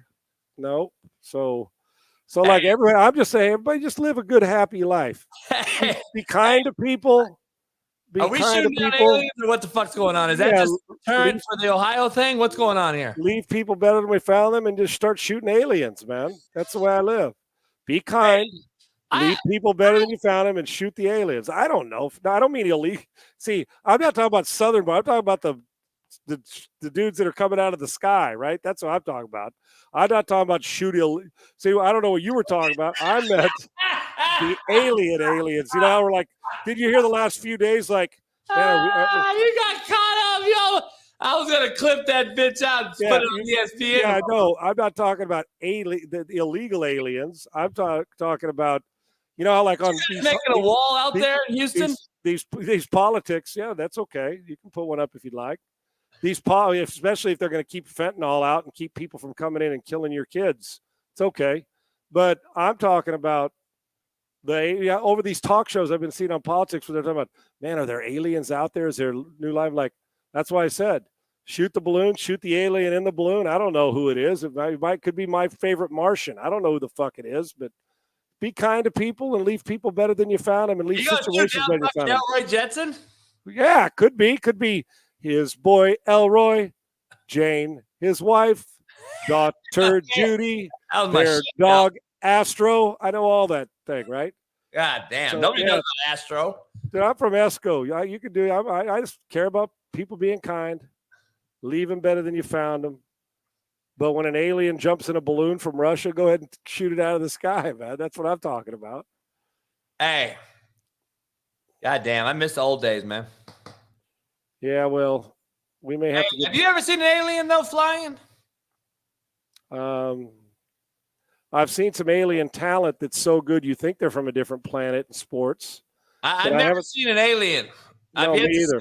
I've yet to see a disc-shaped object or gray or. I haven't seen the Loch Ness Monster or Bigfoot either. I want to go see the Loch Ness. Loch Ness is my most intrigued. Like, I watch anything on Loch Ness. Yeah. Oh, I love those. Those yeah, thing. I do. Even though we know we'll never see the body of the thing. Yeah. Like, I want to. Yeah. I love watching Bigfoot shows, Sean, and then and knowing you're never going to see the fucking thing. Like, why are we so fucking dumb when we know we're never going to see the fucking Bigfoot? But you'll watch an hour and a half of the show, won't you? Watch 2 hours of that motherfucker, and then yeah, and all the conspiracy theories kick in now too. So yeah, dude, I'm just so easy going. I don't want to buy. I mean, I'm passionate about what we do for a living, but I don't get caught up in all people's bullshit. I'm not going to hate somebody because they like Gavin Newsom. Okay, right? Dude. I don't care. If you like Nancy Pelosi, go have a mimosa with her. I don't really give a shit. I'm having a problem though if they try to ban tackle football. You know what though? I'm going to talk to my boy and tell him. They're going to try, dude, but they're not going to get away with it. It's never going to happen. Hey, Sean, I'm going to ask him though. Do you really care if he bans football for under 12? Because let me ask you something. You're not out there fucking banging the 12-year-olds anyway, helmet to helmet. You're teaching pussy-ass tackling any fucking way. So what does it matter? The NFL's become a pussy league. So why are we worried about 12 years old in California? You know, when I played tackle football in the park with my buddies. You know when I played my first snap of tackle football in a uniform? I played high school. I never played junior. I played flag football, Sean, and it made me a better man. I'll tell you right now. I didn't play till I was a freshman in high school. And I tell people, and I'll leave it at this so we can get out of here. I know we've kept people a long time. Is I played, my junior high coach said we play flag football. When I moved into Escondido, he said we play flag football here 11 on 11. And do you know how I learned how to read coverage? In the 7th and 8th grade. Because like in Pop Warner, an 8-year-old, these kids are so worried about who's going to get hit. You put your biggest guy at quarterback who can run. And if he drops back to pass, he's just looking to run. Or he'll throw it deep. They're afraid to get hit. They're watching the rush, right? And you do train yourself at a young age, the first 5 years of your life, to do it. I never had that training. So what did I do? When you're playing flag football, you never worry about, and I was bigger than guys, but you never think somebody's going to come hit you in the back because they can't. So what did I do? You learn how to pocket presence, how to read coverage, because you're not getting hit, so your head's always up. So the truth of the matter is, it's the principle of telling somebody your kid's not allowed to play football if you want them to. That's my problem with it. I never had my kids in Pop Warner. and I never played Pop Warner. I didn't play until I got to high school. I was a basketball and baseball guy. We've talked about that. So I think you can learn a lot of skills. I think you can learn a lot of technique and skills. And as a quarterback, it taught me great discipline, how to watch the coverage and not the pass rush. So I don't have a problem with it. I always have a problem with somebody telling me you're going to get the same shot as everybody else. Everybody's not playing football. Listen, I'm not in it to break any rules, but I also am not in it to you tell me how to raise my kid or tell me what shot I got to take because you decided that it was good for you. And in turn, now I've never heard one person apologize to the people that they ridiculed who didn't get it, right? So either way, I don't care if you get the shot or if you don't. I'm just giving you an example. Stuff never bothered me, man. I'm not going to bother anybody, so don't bother me. If you bother me, then we got a problem. Hey, I'm going to be honest. My first game in pads in high school, too, I think I threw for like 380, 5 touchdowns, and I ran for like 3 touchdowns. They couldn't tackle me, and I was fucking dropping the bomb on them motherfuckers. They couldn't tackle me, and I was like, motherfuckers, you ain't ready for this. And I've never played Pop Warner, and everybody out there played Pop Warner. Right. And you were advanced ahead of them regardless. So is it going to affect the way football? No. As long as good teachers at that age, if we can find them, not just some slapdick teaching, as you'd call it, and coaching. But like I said, it's the principle of you telling a whole state that you're not allowed to play. No, we're not. That's not the way we do things. If your kid doesn't want to, how about the kids that don't want to play? Guess what you don't do? Don't play. Just don't play. But the ones that do want to play, let them play. So that's up to them. So, like I said, I just try to relax and enjoy life, man. I got no issue. But if you want to cross me like that, then it's on. I'll fight whatever I've got to do. But I ain't telling anybody what to do with their life. Or I don't get in people's wallet, and I sure as hell don't get in their mind and tell them what's good for them. And I never have. Wish I got in your wallet. God damn. All I heard is when you check the ATM machine, it just says, ooh. Yeah, that wallet's fat as a motherfucker, man. It really is. With the PH. Hey, I wish. Let me ask you this. Would you get mad if a fat hoe wasn't making carne asada? Am I getting guac out of it? I mean, if a fat hoe ain't cooking, I have no interest. Let me tell you something, bitch. I'm talking to you now. If anybody isn't, or I'm not, if we aren't eating the good victuals, what do I got to say? But what about it the other way around? You do the cooking. If your bitch ass ain't cooking, you got to go too. Okay? Well, not just to lay you. If your bitch ass ain't cooking, she'll kick you to the curb. If your bitch ass is at my house and I'm cooking for you every night, then goddamn, you better be in a fucking G-string too, bringing me fucking drinks, motherfucker. Well, that's fair. That's fair. And a little pound cake for dessert. I got you. You're out of your mind, dude. Look how low key I am. You think I was fucking pound cake? Are you shitting me? Got to deliver some pound cake, dude. Some Sara Lee. What you know about that? I get out of the jacuzzi, man. I'm telling you, the motherfuckers swang. They swang. SWANG. Swang, just like you just swang. It's just swanging. Motherfuckers swang like a grandma's titties. Oh, now that's not the swing you want to see, dude. Sorry. No, it ain't, but it swings either way. I don't want to see that documentary where grandma's throwing him over her shoulder. No, I don't want to see that. I'm taking my ass to the sheets. I got to go make a play. When are you going to join me again? Maybe next week on the show? Don't come on my show slinging F-bombs, dude. FCC will get you. Don't be coming in here calling. Don't be coming on here calling somebody a sleep. I'm so fucking legit. I do your show right up to 5:59 a.m. my time, and then I start my show at fucking 6. Right. Yeah, we're not slinging slap dicks. In fact, you can't be slinging that on FCC shows. I know. Hey, I can fall. I just tell my producer, I said, keep the dump button ready because JB might get fired up. Derek Carr might do something he doesn't like, and he might sling a F-bomb at his ass. Speaking of, yeah, he got his fucking release. I'd have done the same thing he did. I'm not sticking around. I'm not. You gave me a no trade clause. If you're dumb enough to give a no trade clause, I don't understand why teams do that. I pay you $40 million. Why the hell do I need to give you a no trade clause too? You ain't getting one. I don't care if you're Tom Brady, Aaron Rodgers, Derek Carr, or Jalen Hurts. I'm not giving you a no trade clause. because you don't get to hold my team hostage later on. Right. But if I was Derek Carr on this, who did a great job for the Raiders, it didn't end the way they wanted it to. I'm not giving you the opportunity to trade me where you want to trade me to get an asset. I'll bet on myself. I'm going to be a free agent. I'll go get a new contract. It may not be all of it guaranteed, but I'm going to go get a new contract. And I'm not doing you any solids and saying, here, you go and trade me to a team I got a no shot to win on to make your franchise happier while I'm screwed. I would have done exactly what Derek Carr did. Not the last 2 weeks of the season. I'd have been in the complex with my team. But I sure as hell wouldn't have done you a solid by saying, yeah, you trade me where you want to. Oh, hell no. You gave me a no trade clause. I'm not waiving it. I'm not either. I totally agree. I would have did the same thing. I'm not I'm not a believer in the kid, but I think I would have did the same thing. He has at least earned the right to be an NFL quarterback. He's played 9 years, and he'll do somebody. He'll go to Washington or New Orleans, and he'll play. They'll be better. Yeah. They're not going to be playing in February, but they'll be better. Yeah. It's that simple. Hey, next show we got to break down. I broke down my top 20 quarterbacks of all time, and I can't wait to go over that with you. Man, it's for 1 through 20. All right. I can't wait to see your list, and I'll tell you where I got them as we go along with it. I got Warren Moon at 20.